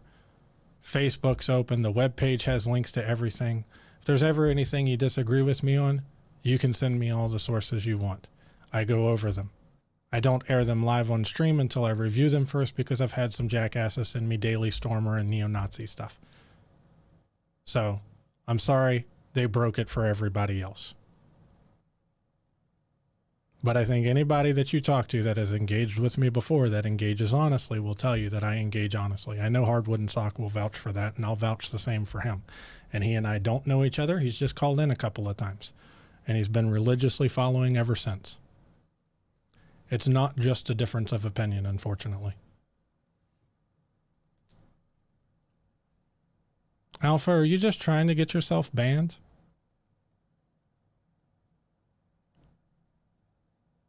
Like seeing what words you can get away with?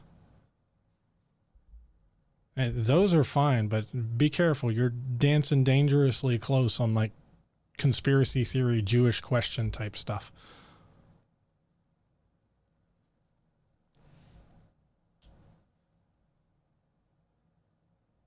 Oh, because I can provide stuff that you said didn't exist, that makes me a Zionist now? Okay, that's nice.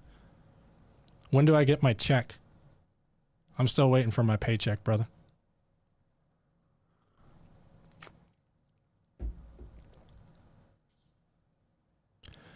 Hardwood and Sock, he's just trying to get attention. He's probably an edgy teen. Hopefully he grows out of it. If he does, or if he wants to engage in good faith, he's more than welcome here. If he starts diving into crazy Looney Tunes shit, I'll ban him or have the mod ban him, and then I'll go through all the ways he's wrong.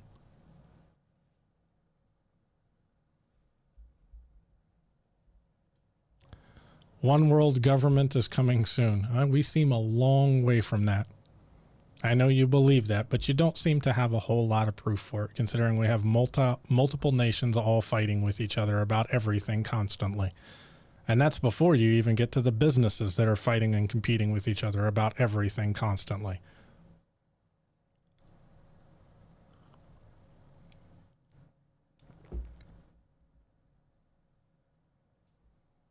Argos, they've been screaming one world government for many centuries. Exactly. It's just,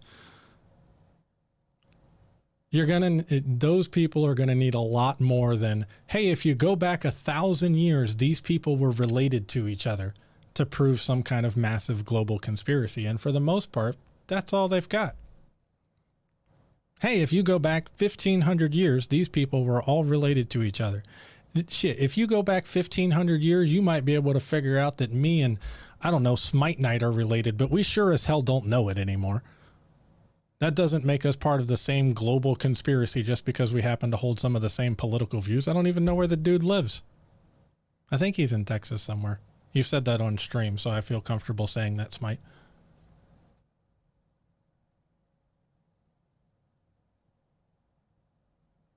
Proletariat Parrot is a communist. Now tell me how you're trying to indoctrinate children and how you killed JFK. Well, I mean, obviously that's just self-evidently true, my friend. Alpha, why not confront a Rothschild then for answers? Because the burden of proof is on you making the accusation. We do not assume guilt until proven innocent. You've got this shit backwards. And that's the problem with most of these conspiracy theory thinkers and the same people who advocate for other conspiracies. They get the burden of proof backwards. If you make the claim, if you claim something exists, it's up to you to prove its existence. It's not up to me to prove that it doesn't.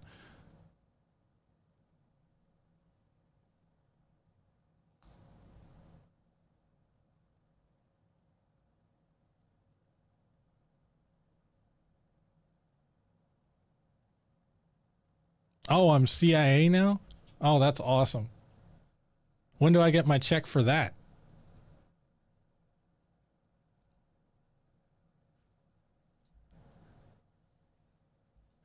Argos, he doesn't get any money for it. He's just hopelessly confused, and now he's floundering from point to point to point because he can't address any of the things that I'm saying back. That's the problem. It's in the mail, Ricky. Thank you. I appreciate it. It better be substantial. I mean, I'm giving up part of my weekend for this. To engage with somebody who thinks that I should just go knock on some random family's door and say, hey, are you part of a Jewish conspiracy to take over the world? Can you prove it? No, you can't? Okay, then obviously it's true. You know what, Alpha? I can't prove that you're not part of the conspiracy. Can you prove right now that you're not? Because otherwise nobody should listen to you, because obviously that means you're part of the conspiracy. Jesus, my man, come on. Argos, don't feed into it too much, my man. But I feel what you're saying. For those of you who are unaware, blood libel, which came back around during QAnon, it's just been rebranded with the adrenochrome nonsense, has basically been around for centuries. Starting back in Russia, that there's a secret cabal of people that are like drinking the blood of children or infants specifically to rejuvenate themselves via youth. It's a big part of that conspiracy theory nonsense.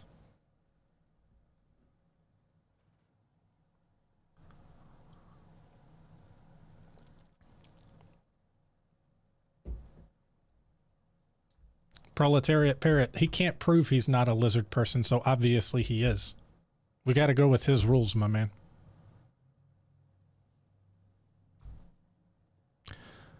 Okay, Alpha, so this is just clearly you don't understand what Bill Gates was saying. Typically, as societies develop, gain access to healthcare and birth control, the birth rate of that society levels off and decreases.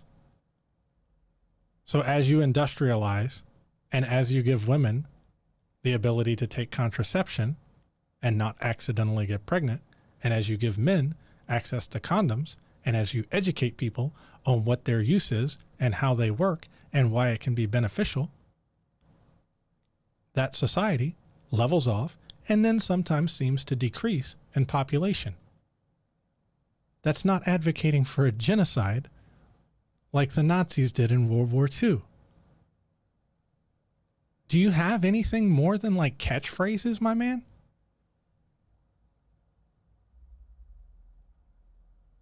Bill Gates a criminal, he does not benefit. Wow.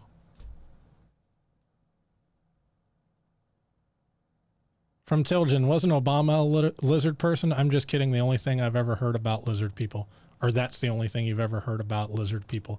That's hilarious because by Alpha's rules, I can't prove that Obama's not a lizard person. Therefore, he is. He's got to prove that he's not. Otherwise, he would be. This is the problem with misplacing the burden of proof, which is probably my pet peeve in any type of discussion. And we're all guilty of it from time to time. Okay. But when somebody points it out, you should work to fix that, right? Alpha's doing the opposite. He's bouncing from point to point to point because anytime I point out that he doesn't have any proof for this stuff, all he has is accusations. He, on some level, recognizes it's true, but can't look in the mirror and go, holy shit, maybe I should think about this again. So he just throws out something else. And the classic whataboutism right now.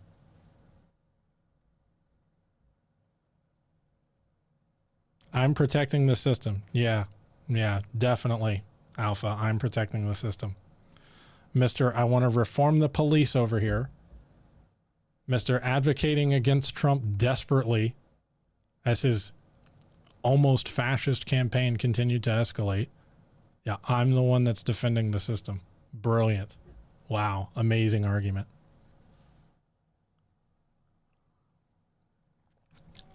The world is stupid. I don't disagree. That's an entirely different take than what you've been saying so far.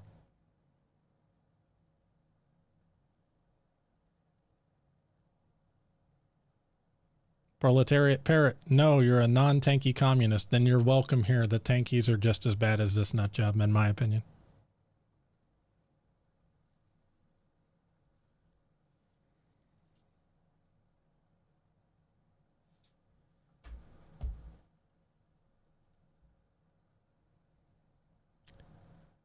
Europe versus the United States, random number 2. Just saying phrases doesn't prove your case, Alpha. We've been over this.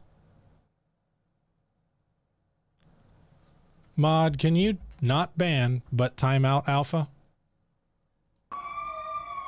Give him like 2 minutes. Now I'm going to show you one more set of videos here. This is a homeless person in San Francisco. Again, some sort of blade on the homeless person. There is an army of police here. Could they have handled it in a different way? Let's take a look. Oh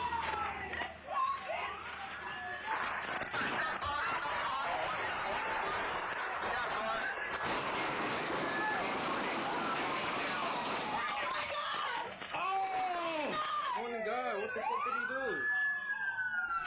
What the fuck? Dude, the kid's not there.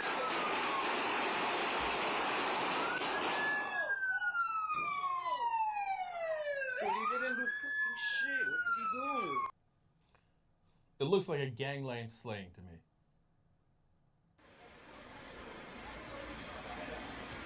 Similar situation in Spain.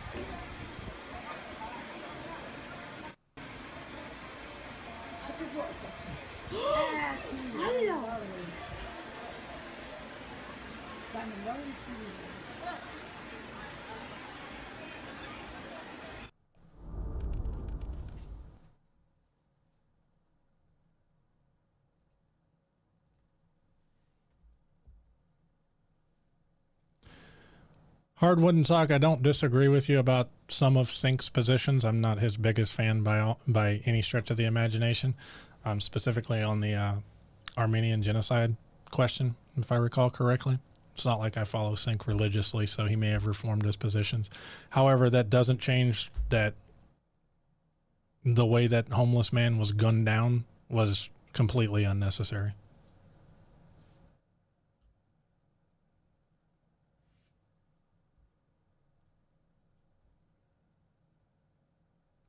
content warning again. In Miami, on South Beach, there was a bank robbery. This idiot comes into a bank, hands the teller a note saying he's got a bomb.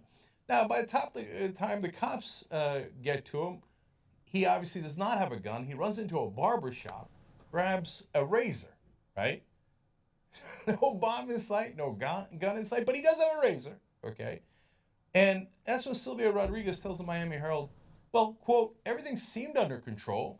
It wasn't fast. It was pretty chill. He was not acting erratic. All right, now I'm going to show you the video of what happened next.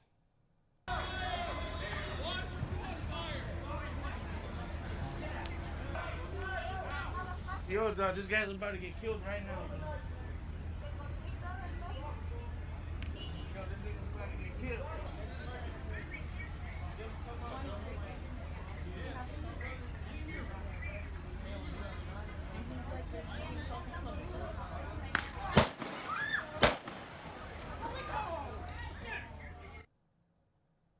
Compare it to the United Kingdom. Again, similar situation. From the UK, an amazing video for edged weapon training. London police engage with a distraught man wielding not scissors or a knife, but a machete. And they keep this situation going backwards and forwards for some minutes whilst other officers are bringing what we would call public order shields to the location. And in a coordinated movement, they move towards him so that there's no way he's going to be able to use that weapon or go anywhere else. He's then placed on the ground with the use of the shields, the weapon's taken from him, and then he's stood up and handcuffed and detained. The incident ends with a man taken to hospital. Do you think that man would have survived in North America? No. No, he wouldn't have survived. Wouldn't have survived a couple of minutes, probably. So what's to be learned from that? Well, it is doable without firing your firearm.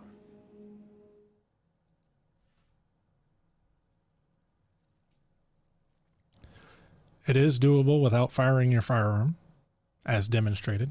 That's demonstrably true, obviously, at this point.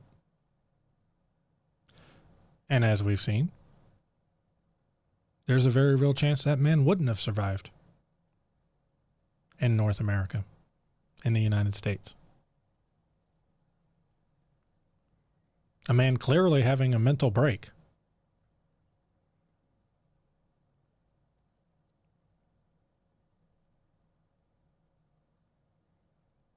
I do not understand the opposition to doing better.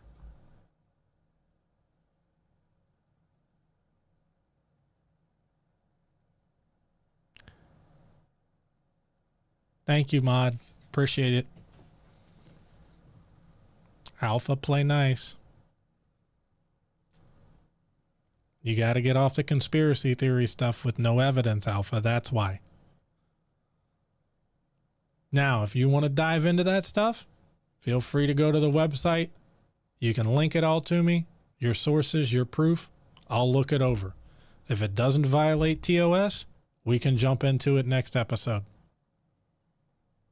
But so far, all you're doing here is just throwing out and spitting out random points. And when I point out that you have no evidence on it, you scurry off to the next little point. Now, I understand that some of your evidence may violate TOS, and you can't drop it right now in chat. So feel free to follow the email or the Twitter. You can DM it to me. I'll review it. If it doesn't violate TOS, we can jump into it next episode. You haven't even proven that the Illuminati exists yet, Alpha. That's the problem.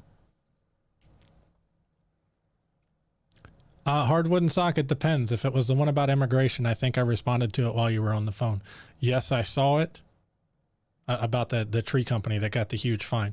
Yes, I saw it. Yes, I agree that that's the kind of enforcement we need a lot more of. I would be in favor, as I said on our call last time, about going after the supply, or excuse me, going after the demand for illegal immigration more so than the supply, and finding a way to make anybody who wants to come here legal, whether via temporary work permit or whether via an easier path to citizenship.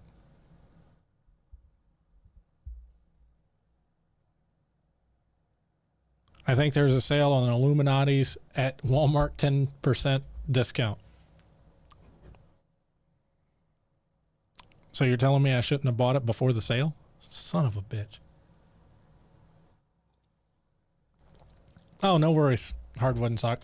Yeah, I mean, you got a phone call, you got a phone call. Shit, I take my breaks and I'm on, the screen. So if I can take a break, you can certainly take a break, especially on this type of stuff, because holy shit, it's been, like I said, this one's difficult for me to deal with.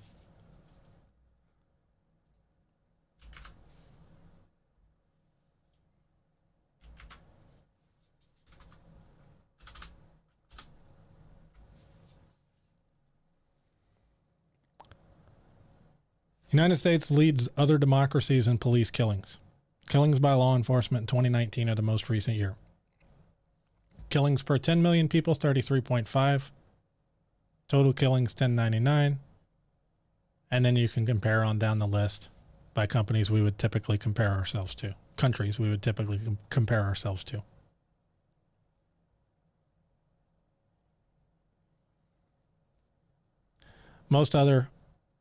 More than a dozen other democracies generally do not arm their police with guns and may instead rely on firearm-equipped teams that can respond to high-risk situations.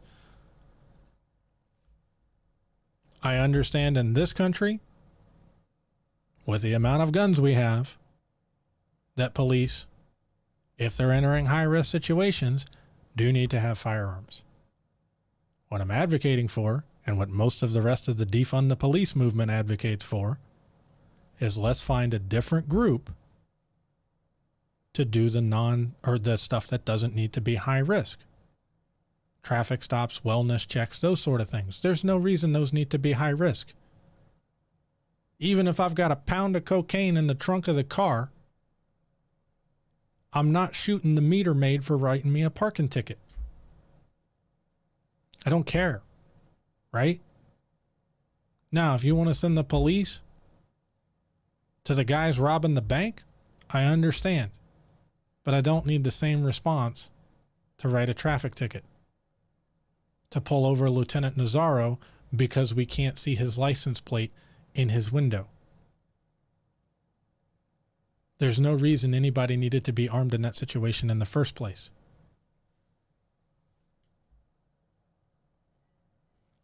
Police departments often point to the country's high rate of civilian gun ownership, more than 120 weapons for every 100 residents, to justify arming themselves. 44 U.S. police officers were gunned down in 2019. That same year, officers shot and killed almost 23 times more civilians.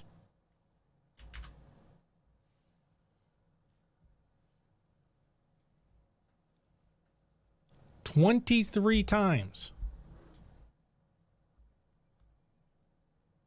more civilians." Remember, the police are the ones who signed up. They knew what this job was supposed to be.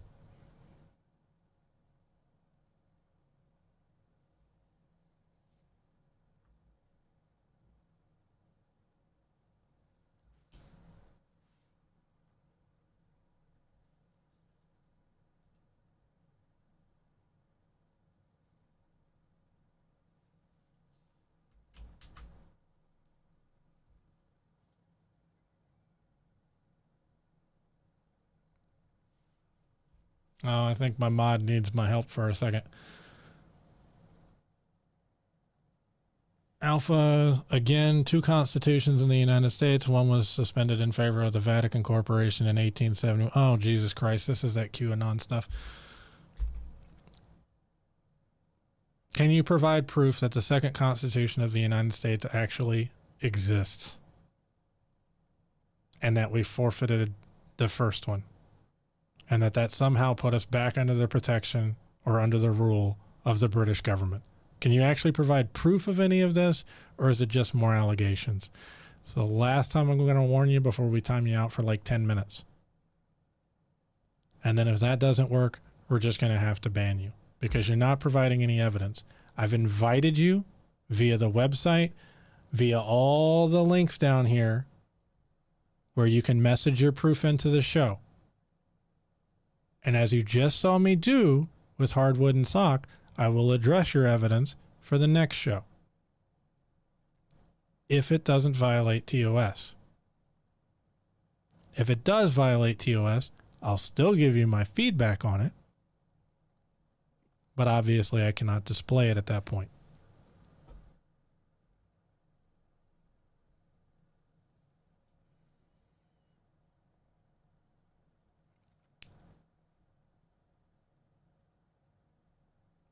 Hardwood and Sock. I mean, more civilians tend to put themselves in situations where they get shot than police do. Not saying all police shootings are justified, but I say the majority probably are. When you look at unarmed police shootings, you could make an argument. QAnon doesn't always violate terms of service, Alpha. It depends on what specifically you're advocating. And if I can provide evidence to the contrary, then I'm fine with debunking your beliefs, but you're going to have to send it in.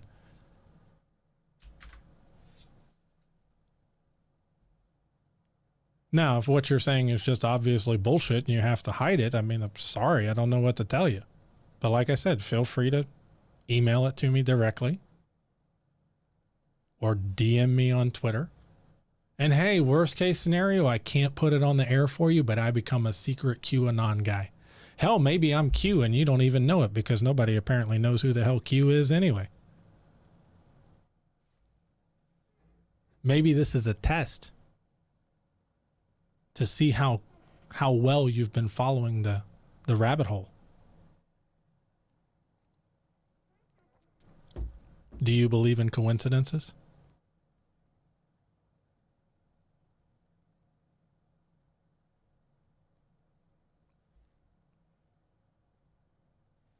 But do it or don't. It's entirely up to you. Ricky the Great, I am Spartacus. Good one, my man. Good one.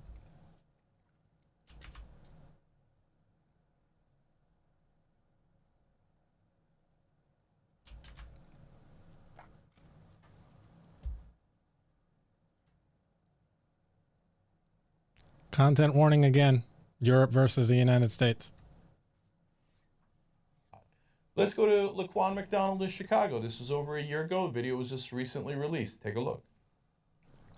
He's 17 years old. Yes, he has a blade in his right hand, as you can see there. Casually walking, spin move, boom, executed. See the smoke going up from his body. Shot 16 times. 14 of the bullets entered him when he was already dead on the ground.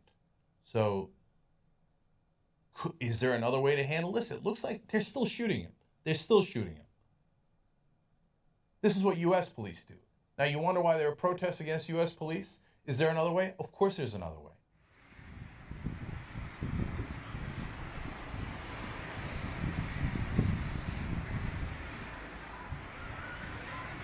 Mira, mira, mira, mira, mira, mira. Mira, con la pistola. Lleva un cuchillo.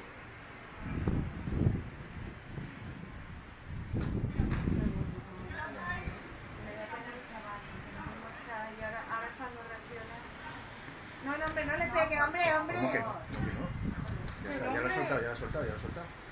Ya está. Pues ya está, hombre, ya está.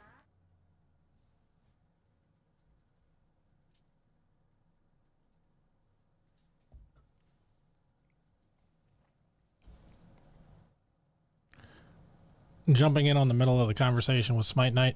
My hot take, even people who have committed violent crimes shouldn't be shot as a rule. Police are not supposed to be executioners. Shooting should be incredibly rare. Just that take, not referring to anything before it or after it because I haven't seen it, I completely agree. You have a constitutional right to a public trial. Being shot walking down the street is not a public trial. That's not what the founders intended. Was the man armed? Yes. But as we have seen multiple times at this case, there is a better way to handle this. In none of these scenarios that we've seen so far has the individual with the knife or with the machete been charging at cops, trying to hack an officer to death. The exception to that was the one in the United Kingdom where the man didn't die. Where the officers basically just kept playing Red Rover, that old game, and having him chase one officer after the next as they scooted out of the way until they got riot shields there to subdue the man peacefully.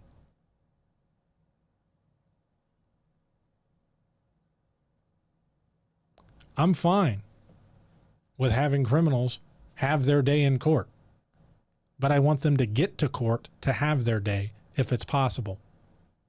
And in every single one of these scenarios that I've seen,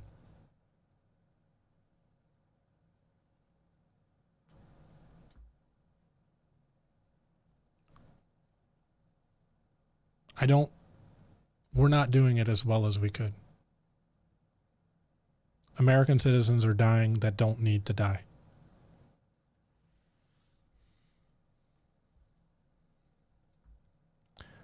Last, content warning.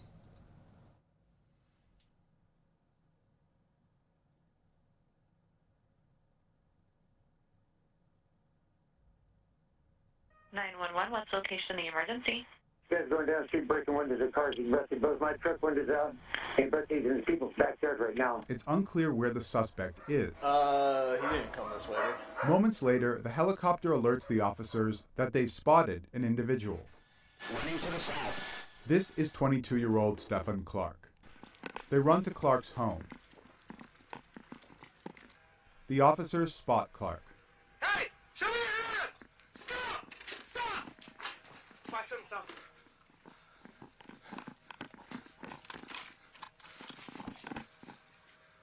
Show me your hands! Good! At this moment, Clark moves toward the officers. Show me your hands! Good, good, good! Then Clark drops to his hands and knees. They continue to fire. 5-7 shots fired, stay down. Show me your hands! Let's see your hands! 5 minutes after the last bullet, they go check on him. If one of you guys want to go hands, cover him. There was a cell phone next to Clark's body. No guns were found. Officers involved have been put on paid leave as district and city attorneys investigate. Paul, is there anything I can reasonably say or do to help make you put those knives down? Yeah. I'm not going to be able to do that, I'm afraid, mate, because they need to stay here for our protection, okay? The last thing I want to do is have to use anything, but if you continue to hold those knives the way you are, okay, we may be forced to use tasers. Do you understand that? Right, no. Taser! Taser! Get down! Get down! Get down! Get down!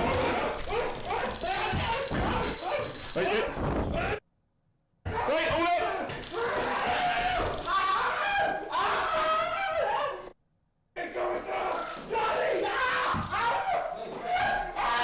One dog. Legs down.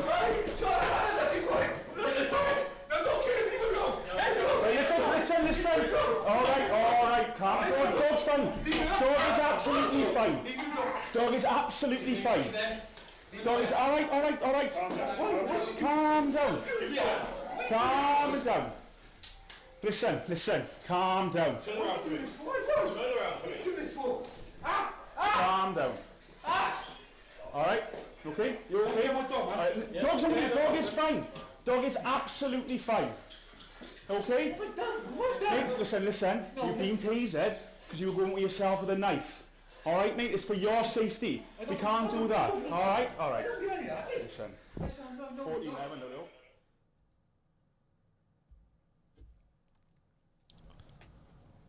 Smite Night, I agree. Paid fucking leave is ridiculous. Remember, they were called for somebody busting windows. And then to let him lay there for 5 minutes after being, it sounded like riddled with bullets, for having a cell phone is just it's a disgrace. Hard wooden sock, this guy should be shot. Cop was stupid to allow himself to almost be stabbed. Disagree entirely. the officer knew what the job was when he signed up. That man was in the middle of a mental break. If cops want the prestige of putting their lives on the line, or potentially putting their lives on the line, if they want to receive the same honor that soldiers serve, or soldiers get for serving their country, the mental health patient didn't know, didn't sign up for that scenario. The fact that he was pulled in, safely apprehended, is proof that there's another way.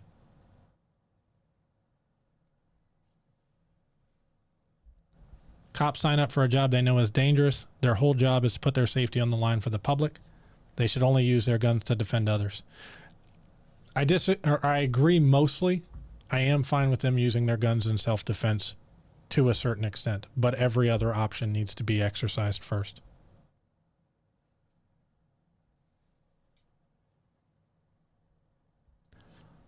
Last content warning. This is a shooting that I would say is justified to both Hardwood and Sock and Smite Night, and I would appreciate getting y'all's feedback on that. Rubicon, welcome back in. I greatly appreciate you dropping by, man. Sorry I missed it.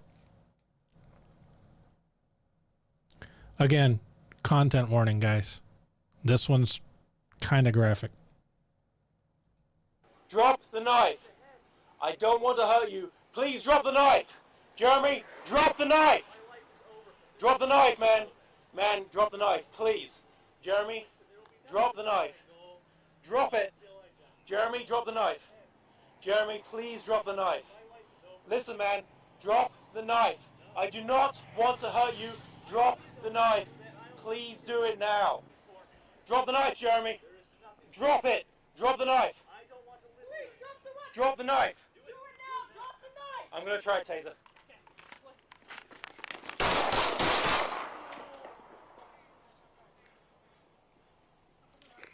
Drop the knife, man.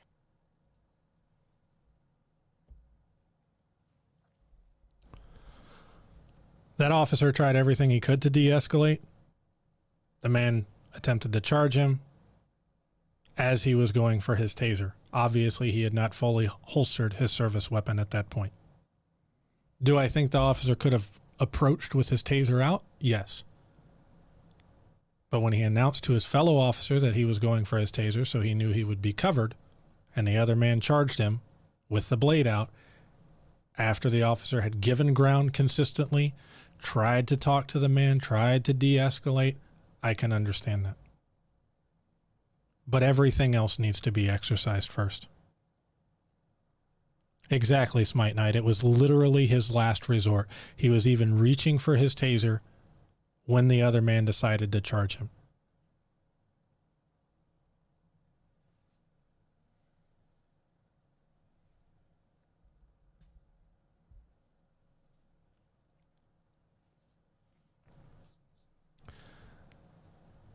So, Smite, you were saying you wanted to call in. I don't know if you still do. And Hardwood and Sock, you were saying you wanted to call in. You're more than welcome, but Smite Knight's going to get preference purely because you've gotten on the last two shows. Yeah, Mickey Dash or Dash Mickey timeout alpha for, I don't know, let's say 30 minutes.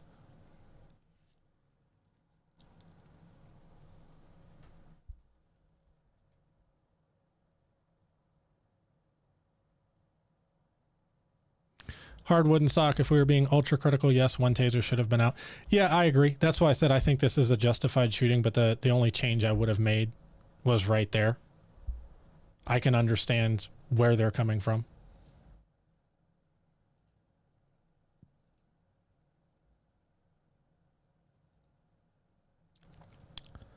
Hardwood and Sock wants to know if Smite Knight is calling in bro or girl. He's a bro.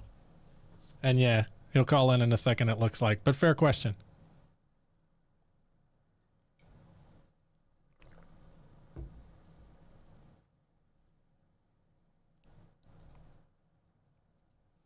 And I appreciate the consideration there. I know it's something you have to get used to when you're in lefty streams. I'm still terrible with the pronouns. I do my best. As long as you try to do your best, you're more than welcome here.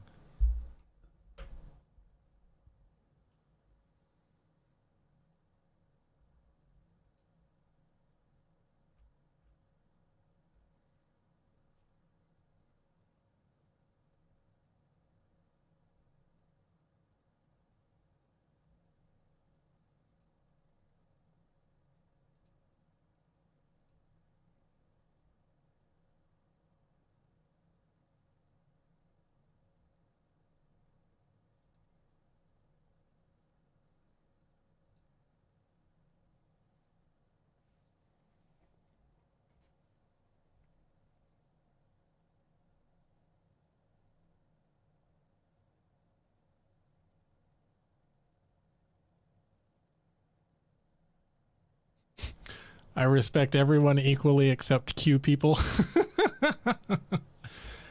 Hey, as long as they're willing to honestly engage with evidence, I'm okay with it. Beyond the tags, hey man, welcome in. Appreciate you dropping by.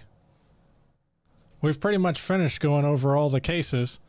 Smite Knight's about to call in. Oh, you re-uploaded the video for the call? Yeah, you're more than welcome, my man.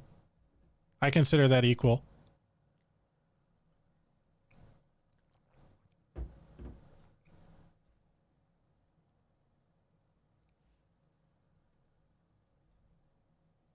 But I appreciate you giving me the heads up, brother.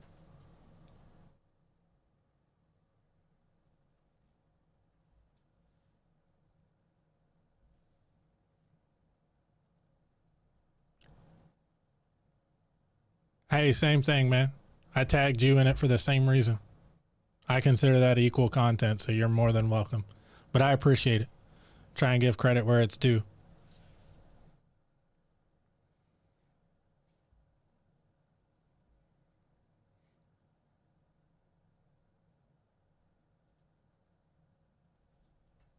Hey, Smite Knight, can you hear me?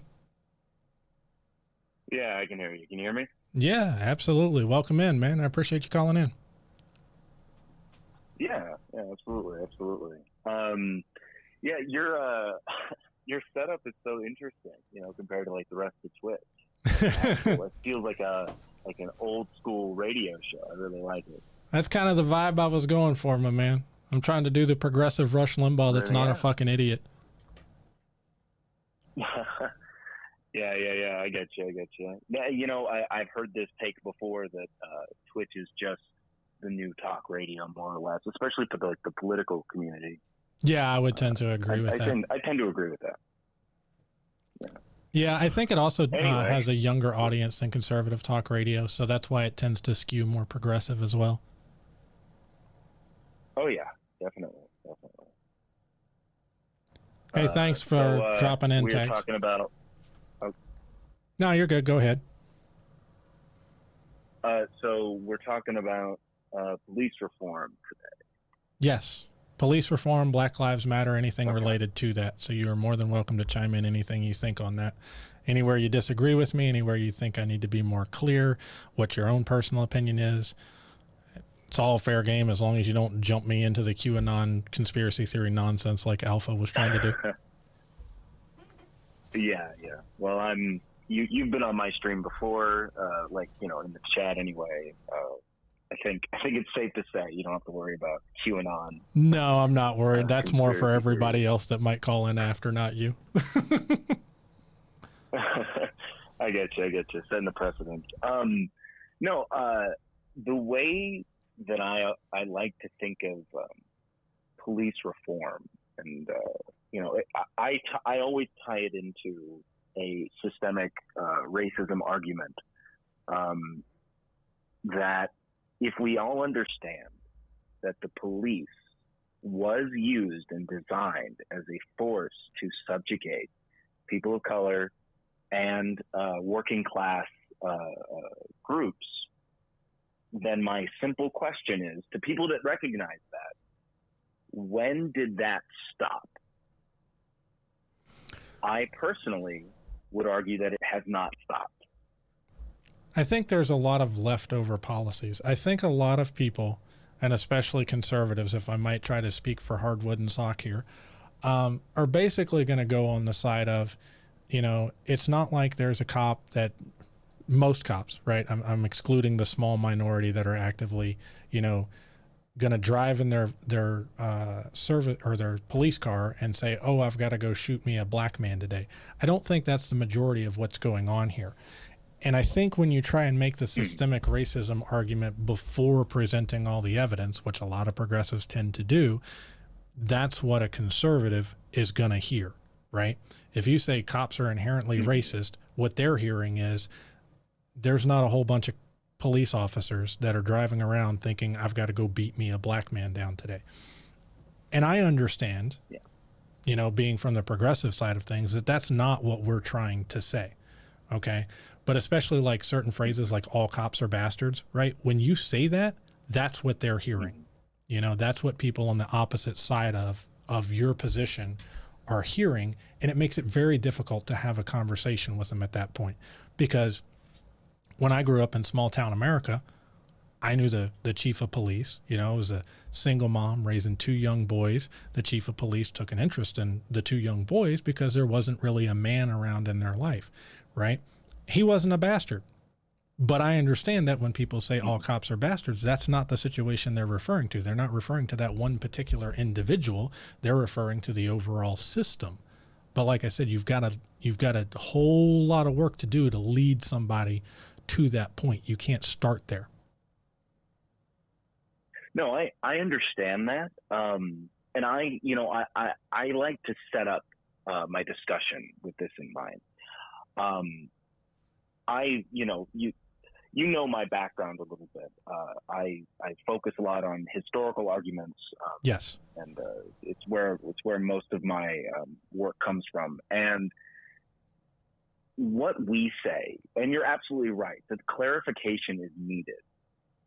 All cops are bastards, or when we talk about systemic racism, that is never on the individual level. It is always on a institution scale, right? Because saying, like, you're absolutely right. When we say that all cops are bastards, right, we're not saying that, although that being said, there has been a few cases of troubling incidents where targeting of people of color is not only institutionally understood, but individually understood. And my examples for that would be when those text chains were released from officers saying that he wants more color, quote unquote, in the prison cells during a weekend. So I would say that's troubling. I would agree with you. Charitable.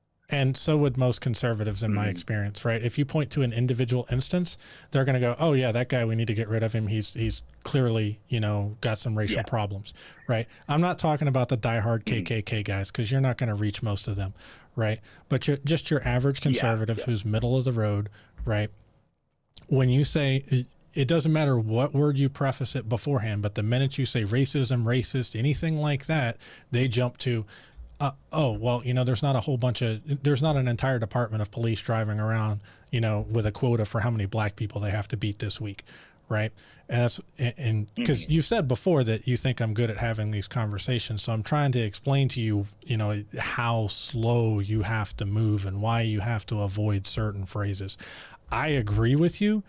I don't think that Martin Luther King came around, in the 1960s and made a speech, and all of the shit that was racist in our systems and the way we were set up suddenly just poof and disappeared, right?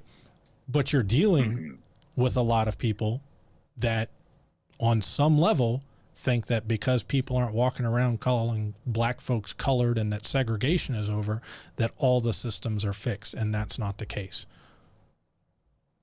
Yeah. But it all goes back to this discussion of the individual versus the system, right?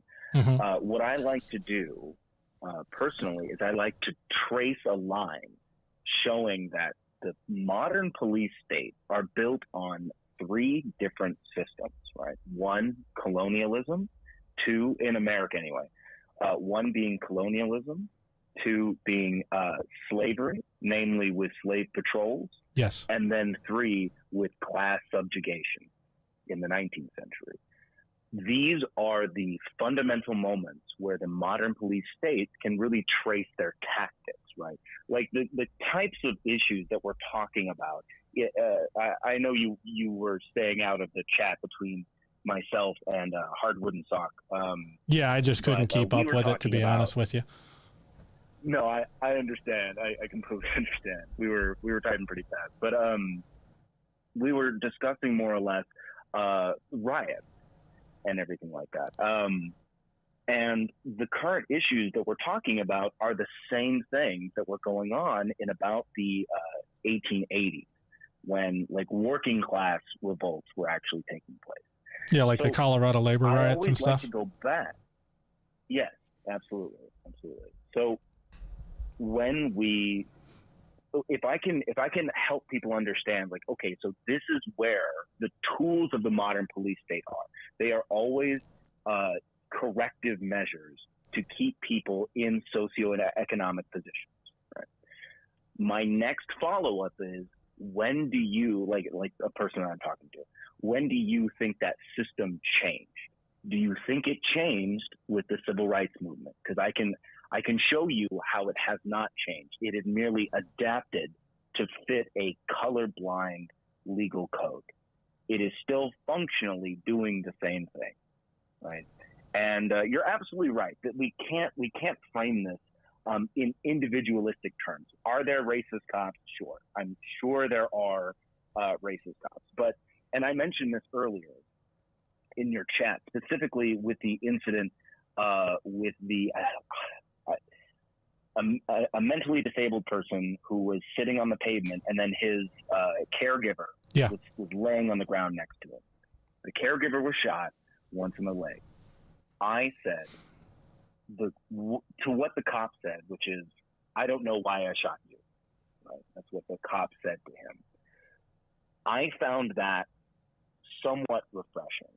And what I meant by that was the typical excuses that police use when they resort to what I would consider over-the-top violence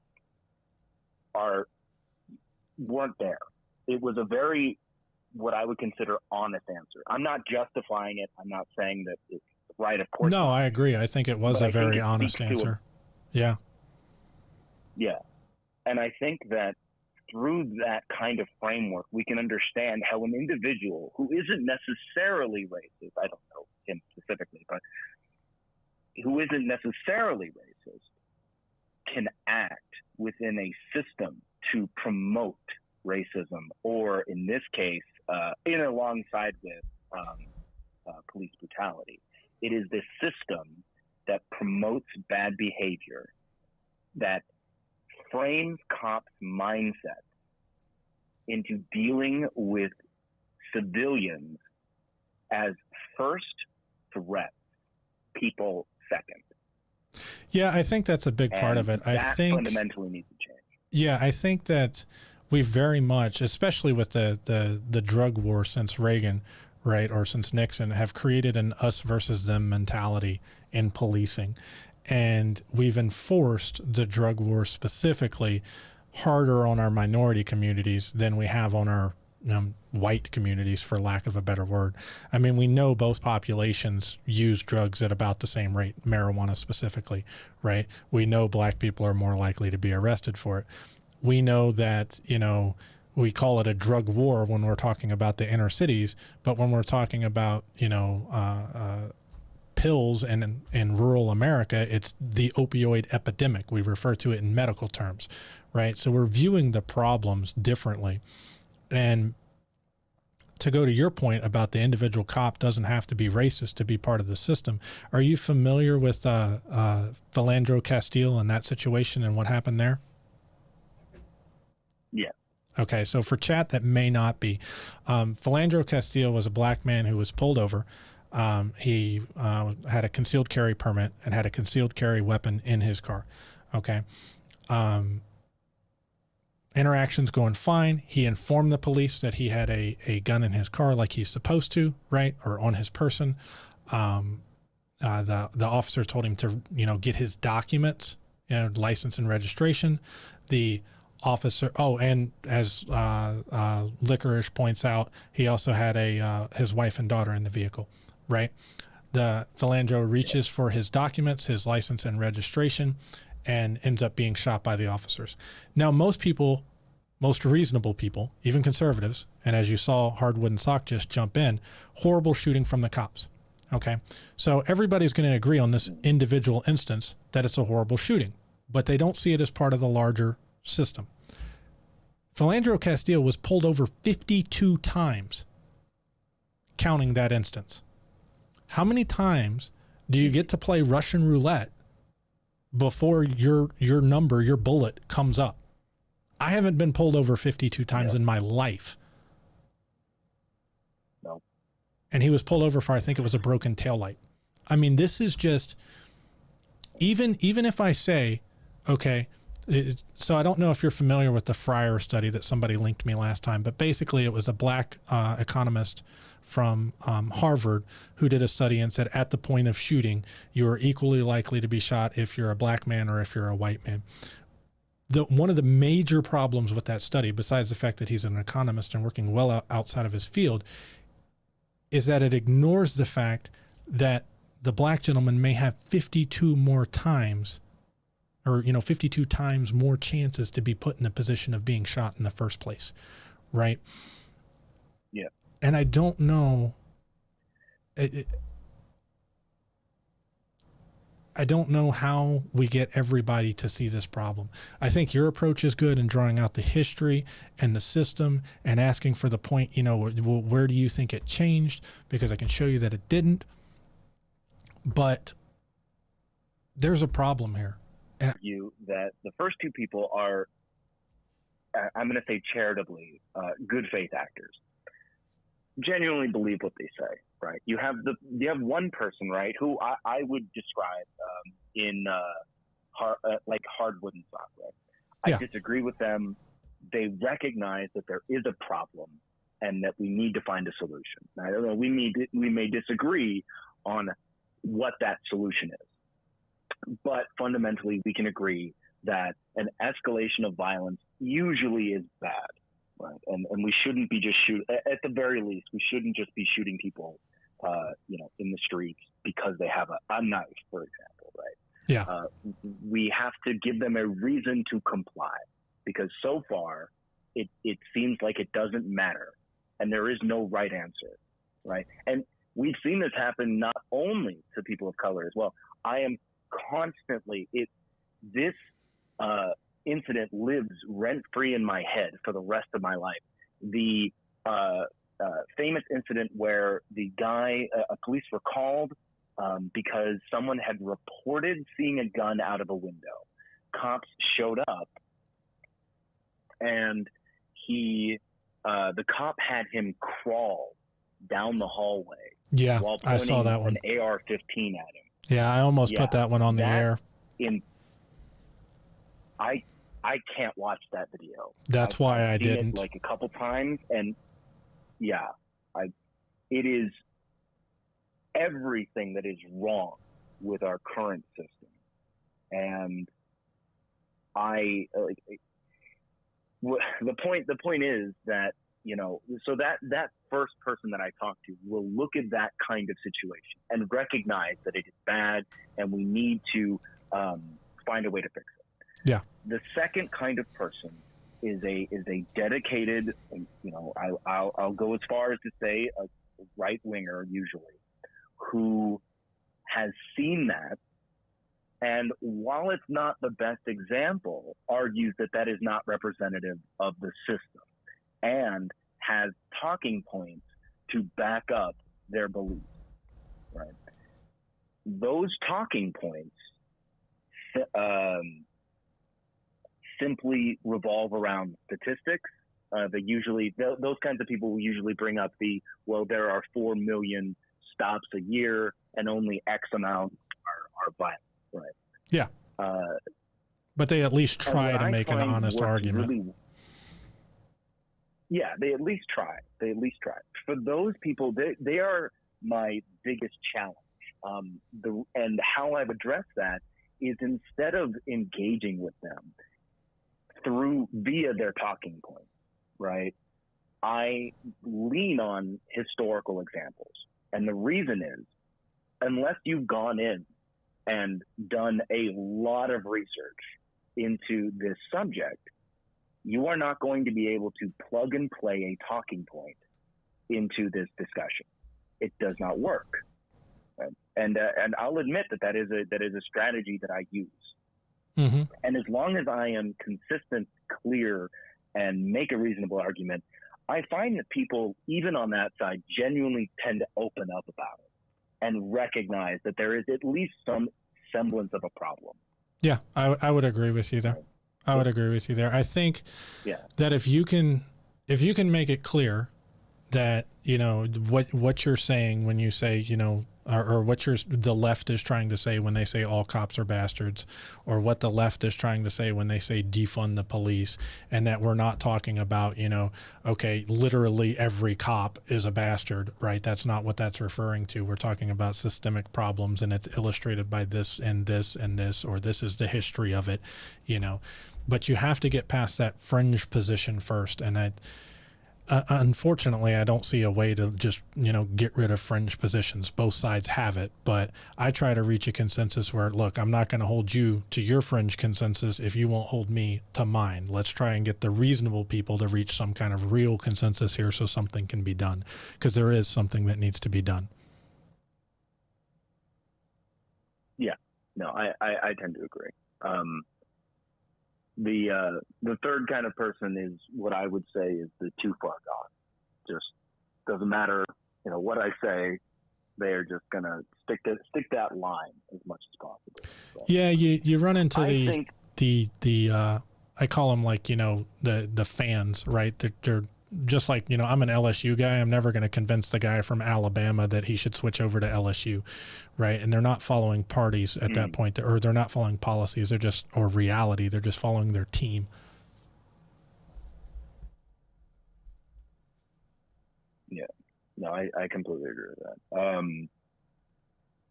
I would say that the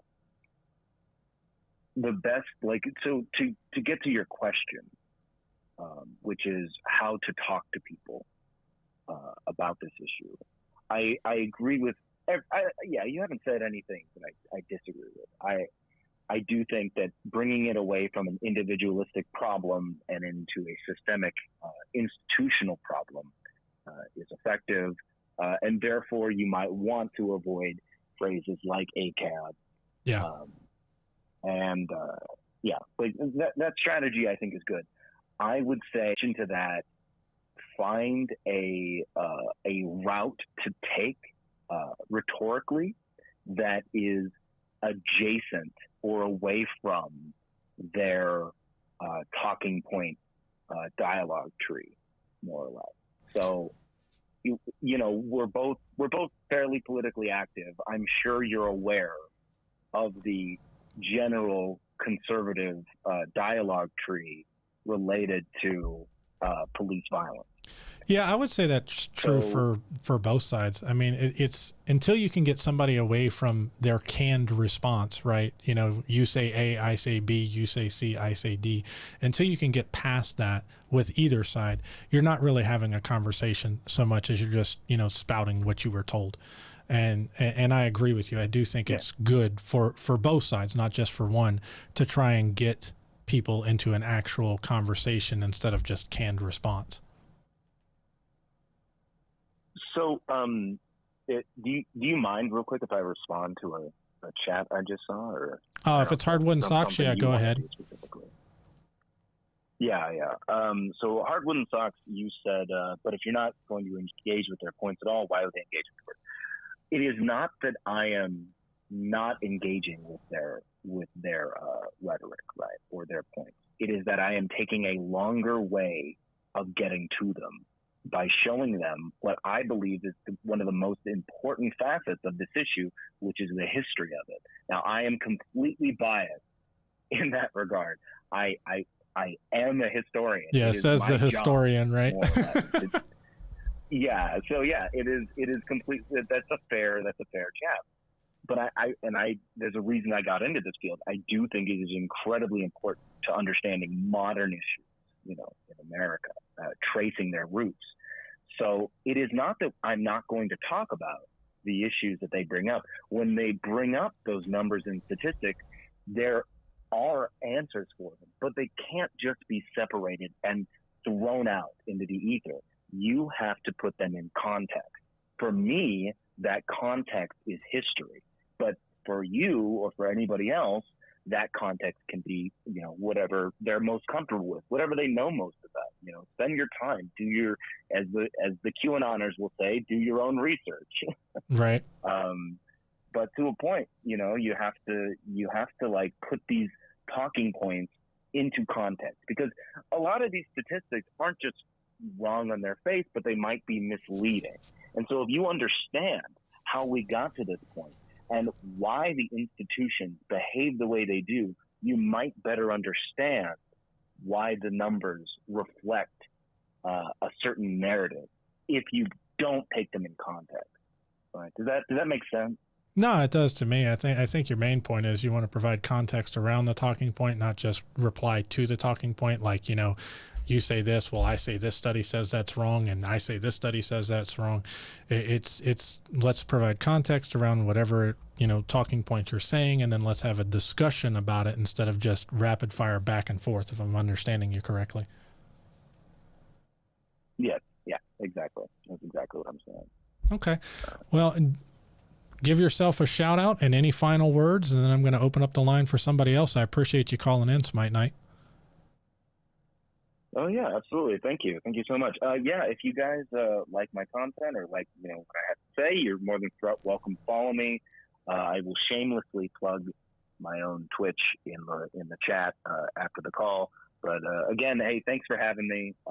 Always a pleasure to be here, and love talking about these kind of issues. I think they're super important. I agree that they're super important. I greatly appreciate you tuning in. And yeah, give yourself a shout out in the chat, because I haven't set up a bot for it yet, but everybody Smite Night streams. Besides his internet being terrible, he's a very genuine guy, usually has pretty good takes. I like his content a lot. We managed to break his stream with his first hype train. I think it was last night or maybe the night before. So yeah, it was. Up and coming. So y'all watch out for him. He's a great guy. I appreciate you calling in, brother. Thanks again. Have a good one.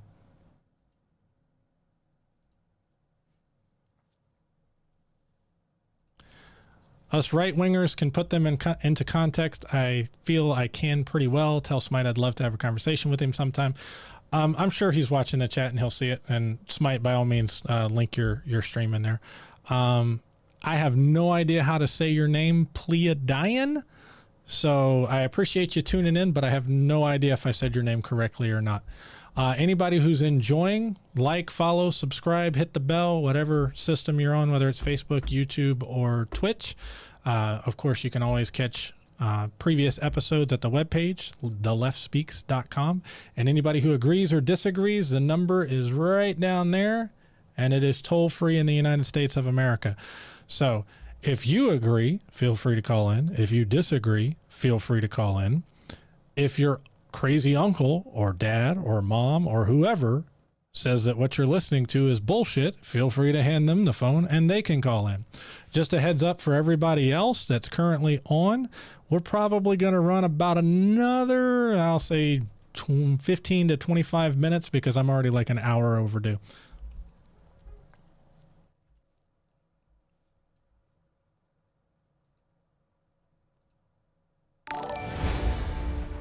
The time for silence is over. Hey, Cool Bean, thank you for the follow. I greatly appreciate it, brother.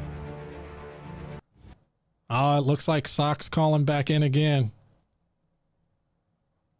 That's going to be time number 3 if that's him.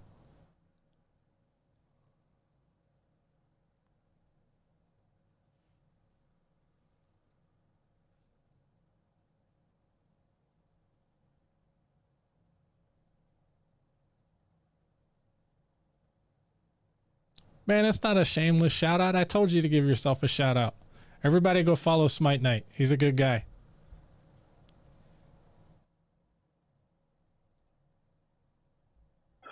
Hey, Sock, you're on the air, brother. Welcome back for, I think it's time number 3. 3 weeks in a row, brother. I know, man. I appreciate it. I'd say round 3 fight, but we don't really fight. We just have good, genuine conversations. So I really appreciate you calling in every time. Yeah, no, of course, man. I mean, like you said, despite, it's very important issues to have conversations about. And, we obviously have disagreements, and we'll probably disagree on this more than we have in others. But, well, I don't know that we I have. think we're both coming from good faith positions. Yeah, I was about to say, I don't know that we will, but bear in mind that a lot of you and Smite going back and forth, I couldn't see because I was busy addressing, my QAnon conspiracy nut that was in there. Well, yeah, we were going back and forth the whole time, me and Mickey, and then me and one other guy, but then he got bad faith on me, so I stopped responding to him. I don't blame you on that. I don't do bad faith. So where are you coming at this? Give me your general position in a nutshell. Okay. Well, my general position is that, yes, there's an issue. Yes, some things need to change. Do I think it's as bad as, do I think the police are as bad as they are being portrayed? I don't think so. I think the discussion around BLM and whatnot is a lot more nuanced than people actually want to get into. Okay. So we agree that there's a problem, first off, right, with police brutality in some way, shape, or form. You agree with that? Yes. Okay. 100%. Okay. Do we agree that that police brutality in general affects people of color more? Yes. Okay. And you're advocating for changes to policing as well, if I'm understanding correctly. Correct. Okay. So you just think BLM is going too far in particular instances, if I heard that correct, or is there something else? Well, I think rhetorically they're terrible with their messaging, and with the riots that do end up breaking out and the damage and destruction, when people see that deters like anyone who was willing to like be on your side in this case. It just makes us all go, no, we want nothing to do with it. Well, I can understand that, but I mean, how much violence or what percentage of BLM protests do you think have broken out into violence? Because I think it's been an overall very peaceful movement. Yeah, I think, well, I heard you say, I think you said it incorrectly. You said 97%. I think it was actually 93% that remained peaceful. So okay. Those peaceful protests are great. Like 100%, I don't fully buy into it. So like, I personally wouldn't be out there because I wouldn't be out there for a right-wing protest either. But like the peaceful ones, yeah, I support, I support your First Amendment, right? Everything's good. Walk around with signs, whatever, shout, scream, whatever. But then as soon as you start getting into property destruction, that's where, us right-wingers have an issue. Does that make sense? So I'm going to draw a line of distinction here, because I don't want you trying to speak for all conservatives after we just saw a bunch of conservatives that didn't have an issue with storming the Capitol, right, and doing some violence and destruction there. But I do agree with you that a certain amount of the resistance is because of the protests that have broken into violence. Or from where I'm sitting, I haven't seen like BLM as an organization going out and saying, hey, we're going to burn down cities. Hey, we're going to, do I expect a certain amount of bad actors at any type of protest? Yes, I do. I mean, that's just a reality. I mean, just like if you go to Mardi Gras, there's going to be a certain amount of jackasses that are there to, steal wallets. That doesn't mean you outlaw Mardi Gras, so I guess that's kind of where I'm stuck, Yeah, no, I understand what you're saying. Well, BLM, like, a lot of conservatives actually mix this up, and I was having a conversation the other day with a progressive podcaster for all night, about this topic, and like a lot of conservatives actually mix up the BLM, the organization, and BLM, the movement, because they are two completely different things. I think the organization's whacked, but I agree with parts of the movement. So I guess I just don't see how, okay, even if I agreed with you that the movement is entirely whack, I don't, but let's say I did, okay? I don't see how that, as Smite Knight pointed out, remotely detracts from what they're trying to accomplish and what the movement is trying to accomplish. Well, so I think BLM, the movement, is good because it's advocating for police reform. It's trying to prevent police brutality, which are good things. Okay. Now, BLM, the organization, there was a chapter in Chicago that actually defended the looting, one of the nights of looting, by saying this is reparations. Now, since that, the organization has come out and actually, I think they got rid of that chapter or dismantled it for now, and maybe they're rebuilding it. But, to have someone that was in the organization pretty high up, running a chapter of that organization, come out and say that looting is reparations, I can't go along with that message. Well, and I don't disagree with you. I mean, to a certain extent, I can understand the looting. I'm not advocating for the looting, right? But if my brother was shot, and died in one of these type of instances, or let's say my brother was literally George Floyd, right? Would I want to burn down the police station? Yeah, I probably would. That's a very human, emotional response from me. I can understand the anger in these communities, and the fact that we're still talking about it a year later, and I mean, hell, since Trayvon Martin, so it's been 5 years now that BLM has been an active movement that's been, pushing for police reform, and we're still talking about it, and it doesn't seem like a whole lot has been accomplished. I don't agree with the violence, but I can understand the frustration. Yeah, I mean, you can point to partisan politics for why nothing has happened at this point. For instance, last year, you had Rand Paul come out and write or sponsor the Justice for Breonna Taylor Act, which would eliminate no-knock warrants. Yeah, which is one of the things that the activists were actually wanting. And then he got demonized for it for some reason, and it went nowhere. Or you have Senator Tim Scott, who was also a Republican. I can't think of the right word. Proposed the Justice Act. I feel like they were trying at that point because they saw that it was a crisis. And yes, it would be good for their political gain in an election year to push these. But then the Democrats didn't support him at all. Why? So it's we have partisan politics that are playing a big role in why nothing's been done. But why specifically was the okay? So to take your framing, why specifically was the excuse that was given that Democrats didn't support this particular bill or the other particular bill? They said it didn't go far enough. Okay, I could see that. That was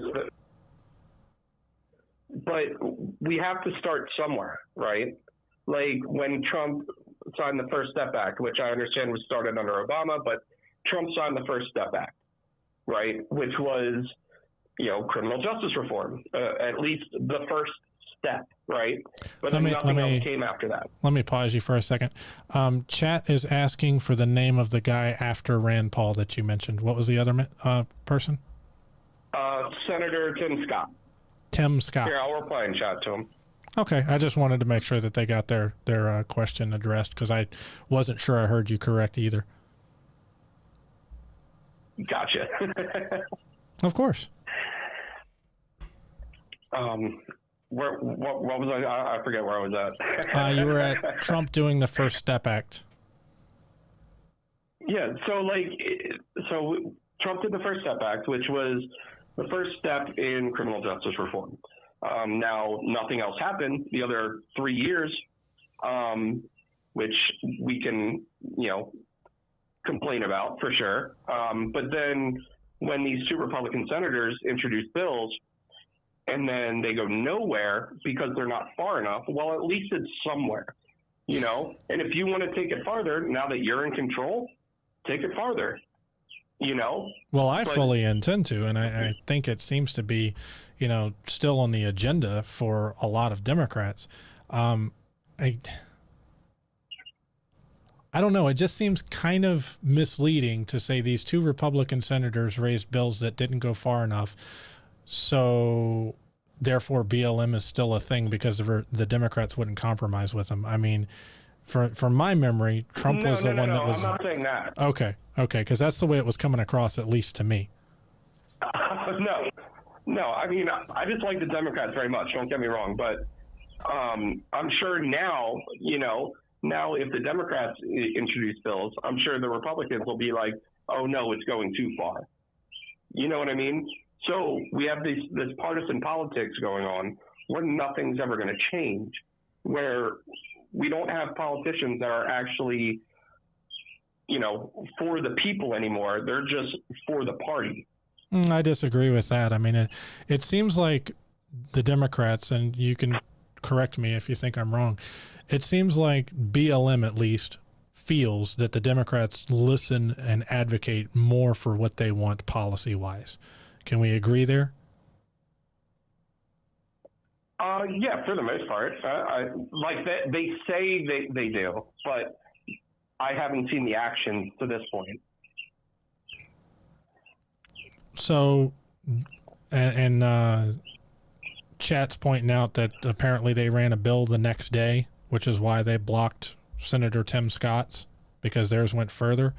So, I mean, I have seen them pushing things. I haven't seen anything passed yet, but with the state of Congress and, filibuster still being a thing and all that kind of stuff, and the priorities that have been having to be fixed, I can certainly see why legislation hasn't gotten through yet.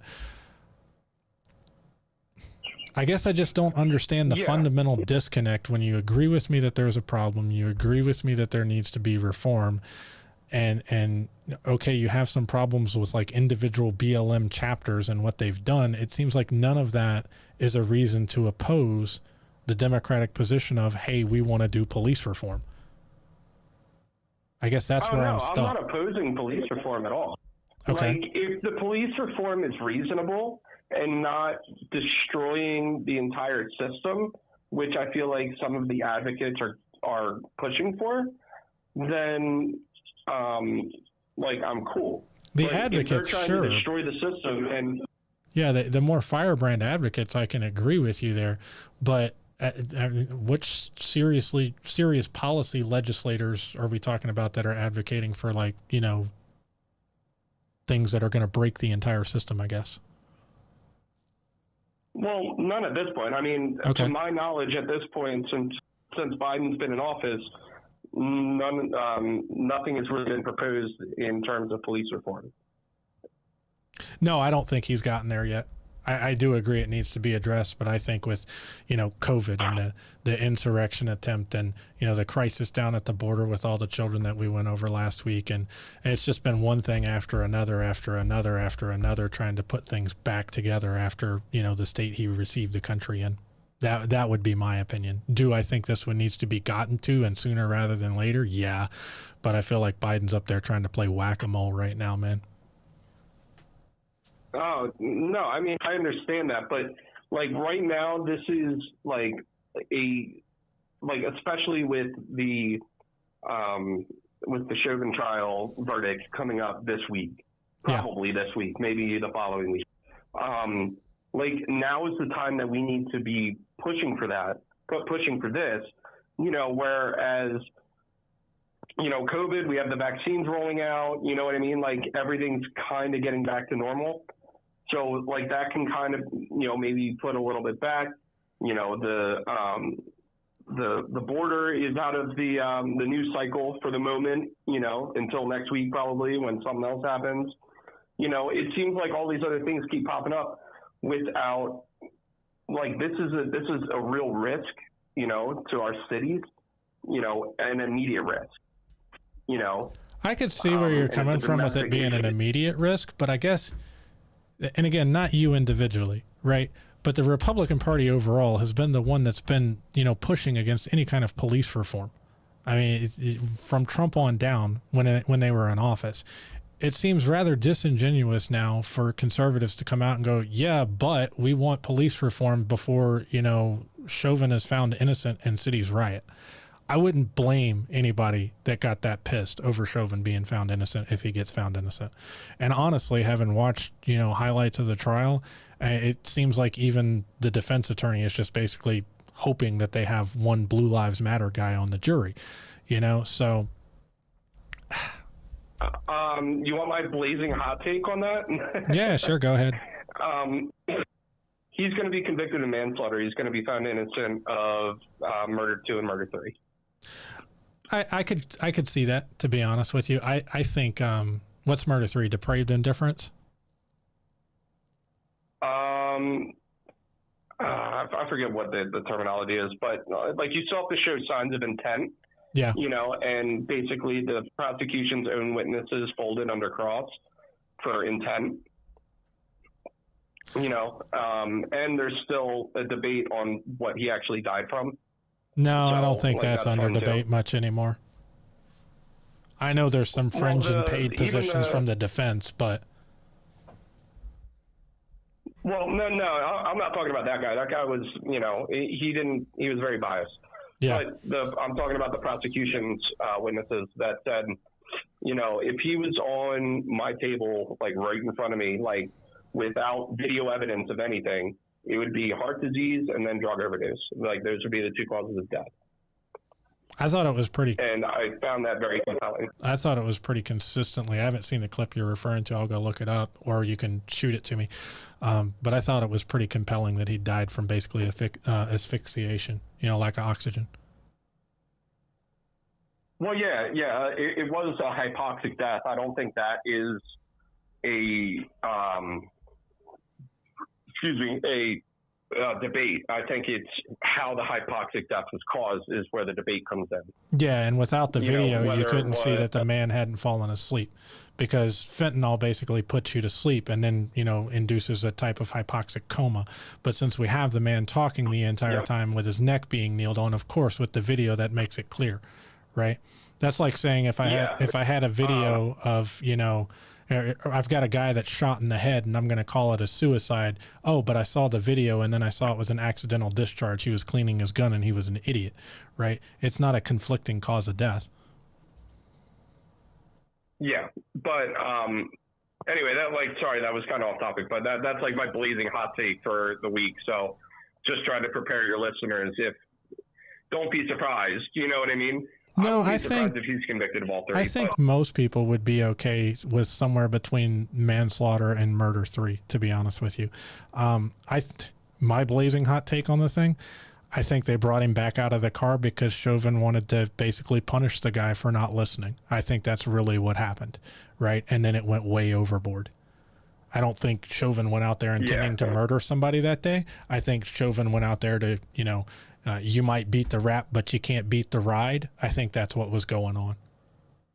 And that's not what's supposed to go on. I mean, but I think that's exactly what was happening. Yeah. And as far as I'm concerned, that's, you know, some type of felony murder or depraved indifference murder or something along those lines. But I haven't looked at the specific, like, you know, laws in Minnesota. So I'm not an attorney. Disclaimer. Right.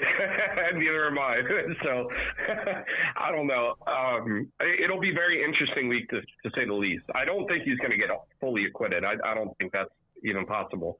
I hope to God not. But if he does, I can entirely understand the violence that might come after that.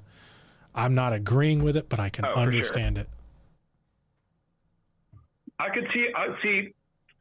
Here's where. So like along the lines of violence, like. If you're attacking police stations, you know, or government buildings. I'm more okay with that. Like, I'm still not okay with it because I don't like violence, but I would be more accepting of that versus the private property destruction. No, like I said, I can understand where you're coming from. I think you're going to have bad actors in any crowds. So to kind of take your description and put it in an analogy, right? If I go to a big ass parade at Mardi Gras in New Orleans, I can understand, you know, people pissing on the sidewalk because they don't have anywhere to go. Are they breaking the law? Sure, right? But I can understand it. But in that crowd, there's going to be some people that show up to, you know, steal people's wallets and stuff. And I think that's just a reality. That doesn't mean that I should, you know, outlaw all of Mardi Gras, or I can't understand, you know, some of the violence that comes with it. And I think that's the difference. I don't think most of BLM is out there to loot and riot and burn shit, right? I think there's going to be some bad actors that show up in the middle of this crowd, but it's not like they're doing background checks on everybody that walks in. Yeah, no, I mean, obviously, you know, but like, I don't know, like, I would much rather them go and attack a police station, like when they burned the police station down in Minneapolis. Yeah. Okay, you're mad at the police. You're mad at the police. You take it out on the police. Okay, you know, don't burn down the furniture store that's right next to it. You know what I mean? I tend to agree with you. That furniture store didn't do anything. Let me pause you for a second because you'll probably agree with me. Liquor, ice liquor. Thank you. I just do what I can. It's also hardwood and sock on this call, so appreciate him too. Smite Night, property is not equal to life. That's your hot take. I agree to a certain extent. However, as far as I'm concerned, I have the right to defend my property. So that's my hot take. And this is where I think that you're going to lose a lot of conservatives in the middle ground, because if my small business is providing for my family and that's my way, you know, that's what provides food for my kids and all that kind of stuff, then I have a right to defend that. You're the one that's coming to burn down my shit and I didn't do anything to you. And I think you would tend to agree with me on that. Oh, for sure. Yeah, no, I'm agreeing 100% with that. You remember the rooftop Koreans from what was that? The LA riots. The riot. Yeah, the LA riots. Yep. I'm like, you know, good for them. They were defending their business. Yeah, that's why I said I can understand it. Do I wish there was a better way? Absolutely, I wish there was a better way. But like I said, I see the frustration from one side and the anger, and I see it boiling over because it hasn't been addressed for years and years and years and years. I mean, shit, the one video with the guy that, you know, was yelling at the cop because he'd been pulled over with his gun out for not using his, you know, turn signal, that was from 2017. I mean, this shit has been going on for decades at this point. And it feels like there's no progress being made, and it just keeps happening. I mean, we've got a guy on video kneeling on a guy's neck for 9.5 minutes, and we're having a, you know, weeks-long trial a year later to try and figure out whether this was a murder or not. You know, I mean, it's insanity to me, and I understand the frustration from the black community on this. I understand the frustration from the minority community on this. And then to point, and not you, because you're again, you know, you seem to just say, okay, I don't want the violence, but the conservatives who point at the violence and say, yeah, but they burned a furniture store, they burned or they looted a Target, so all of BLM is bullshit, right? You just lose me completely. I mean, if you want to stop the looting and the rioting, then let's reform the fucking police and quit having them kneel on people's necks for 9.5 minutes until they die.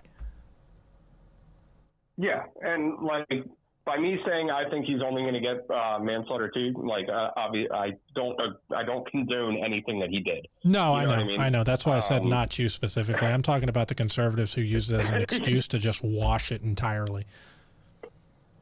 No, my beef with you.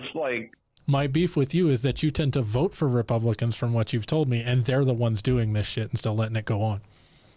You and I individually, reasonably, you and I tend to agree on most positions. don't feel like the Democrats do anything that's really helpful. I think Obama really put a sour taste in my mouth. I can understand that, and I'm not going to let you derail too much because I'm going to wrap up the show here soon. So I'll keep you back to BLM. We can dive into why you vote Republican next call. All right, man. But anyway, no, I mean, like, I think there's reasonable things that need to be done to the police, and like, I just don't like the violence that's coming with it, you know, unless it's targeted at, you know, the institution you're pissed off at. Like, and I'm not trying to defend what happened January 6th, but they were pissed off at Congress, so they went to Congress. You know what I mean? So I disagree with that. I think they were pissed off at the results of the election, so they were pissed off at the American people, and they took it out on Congress. Congress was doing nothing but certifying the results of the election. Well, see, I think that I think that they were convinced that the election was stolen and that Congress was going on with it, you know. So they 100% believe that the election was stolen, so that they went there. You know, that's my take on it. But, you know, let's just say I'm right, you know what I mean? And, like, that's why they went there, because they were pissed off at Congress. At least they're taking it out on Congress, but they're not destroying the Starbucks that's right next to the Capitol building. You know what I mean? I can see where you're coming from. I think so again, you know, I'm a white guy, disclaimer, right? I can't tell a disadvantaged community how they should protest. I do think it's hurting the cause overall. I do agree that violence does not help. But I understand the frustration. I don't have an easy answer for this one. I mean, I guess my easy answer, and Smite Nights kind of keeps hitting it, is, you know, even if, you know, the protests are boiling over into riots, the easiest solution to me would be, let's reform the police, and then nobody has anything to protest about. Right? Well, we think that. I mean, I'm hopeful of that, but I'm not sure I 100% believe that, because I think that, you know, there needs to be something that everyone gets pissed off about every year, you know? Not to that extent, brother. I mean, you're talking about millions upon millions of people in the streets for BLM, and you're also talking about, I mean, it was what, 40% of counties in the United States had some form of BLM protest. There hasn't been anything like that in quite a while. No, I agree. Can I address something from Liquor Ice real quick? I'm going to let you address that, then I'm going to give you the final word, and then I got to jump off of here. All right, cool. So Liquor Ice, insurance does cover the looting and stuff, but a lot of small businesses don't actually have full coverage insurance because they can't afford it. So a lot of these smaller businesses are getting destroyed, and they're never coming back because their insurance money isn't enough to rebuild. Now, if you're talking like Target and Walmart, okay, yeah, they have good insurance and they'll be fine. But if you're talking mom and pop shop at the corner that just got destroyed or lit on fire, the chances of it coming back are very slim because they're living on a very small profit margin. You know, they're not the rich people, you know, even though they own a business, they're not rich. So their insurance isn't going to cover enough for them to rebuild. So that's my issue with the, well, and I don't, to speak for Liquor Ice here, I don't think that Liquor Ice or Liquor Ice would disagree with you. Previous comment, if I were in my house property business and held a line, that is totally different. He, referring to Rittenhouse, went out in an active protest and waved his gun around solo. So I think that's specifically what they're referring to. Somebody was saying that when I had said you could defend your business, that it opened the line to addressing Rittenhouse and like allowing Kyle Rittenhouse's behavior. For those in chat who are unaware, that was the young kid who drove across state lines to go to the, I believe it was Kenosha protest with an AR-15 and like shot some people, arguably in defense of himself or not during a protest. Yeah, I would agree. I think there's a difference between defending your own property and going out and seeking conflict, which I think is mainly what Liquor Ice was trying to address. Gotcha. Cool. All right. Well, I appreciate the conversation as always. I mean, we could have this conversation for like 2 hours. Yeah, and really probably. get down to the nitty gritty. But, but I know you're on the time crunch. You got wife and kids and whatnot. So yeah, I got about I'll let 5 you go minutes in. left, and I'm going to wrap up. Just to summarize the call, I think you and I both mostly agree that there's the time. Hey, thank you for the follow. Is over. I think you and I mostly agree that there's systemic racism within police, because you've agreed that they use violence disproportionately on minorities, right? And that there's need for police reform. That you agree with BLM overall as a movement. However, you disagree with some of the individual actions of BLM, and you're specifically opposed to the violence against small businesses. I don't think I would disagree with the violence against small businesses part. Cool. Do you think I fairly summed up where you're at? Yes, sir. All right, man. I appreciate it as always. I'll probably talk to you next week unless I get bombarded in calls. Sounds good, brother. All right, man. Have a good rest of your weekend. Yeah, I'll see you.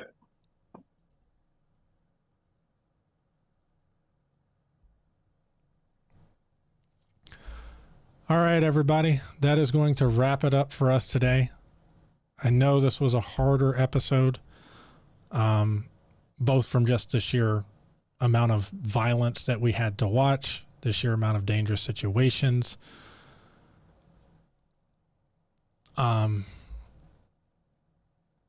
It's not easy,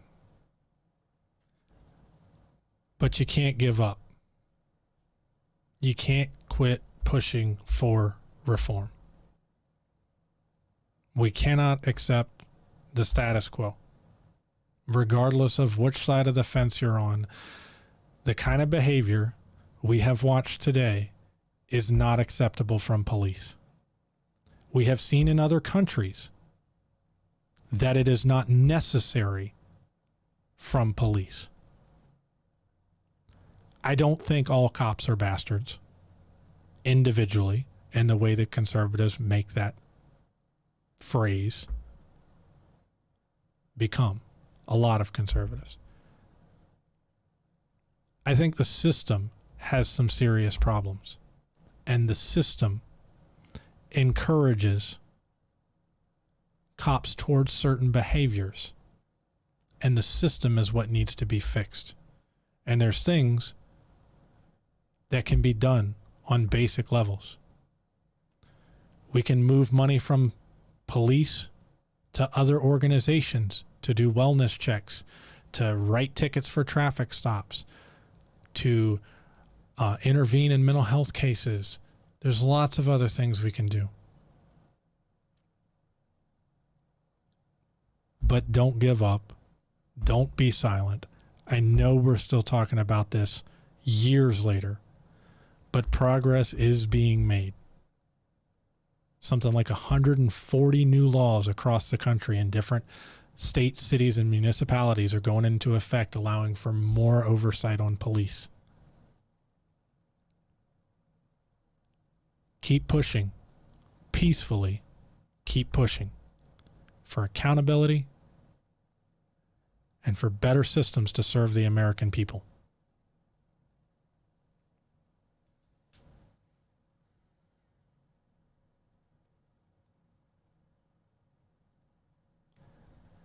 I'll see you all next week. Thank you again for tuning in. Everybody, if you enjoyed the show, even if it was hard, even if you disagreed, like, follow, subscribe every Sunday, 2 to 4 p.m. Pacific Standard Time.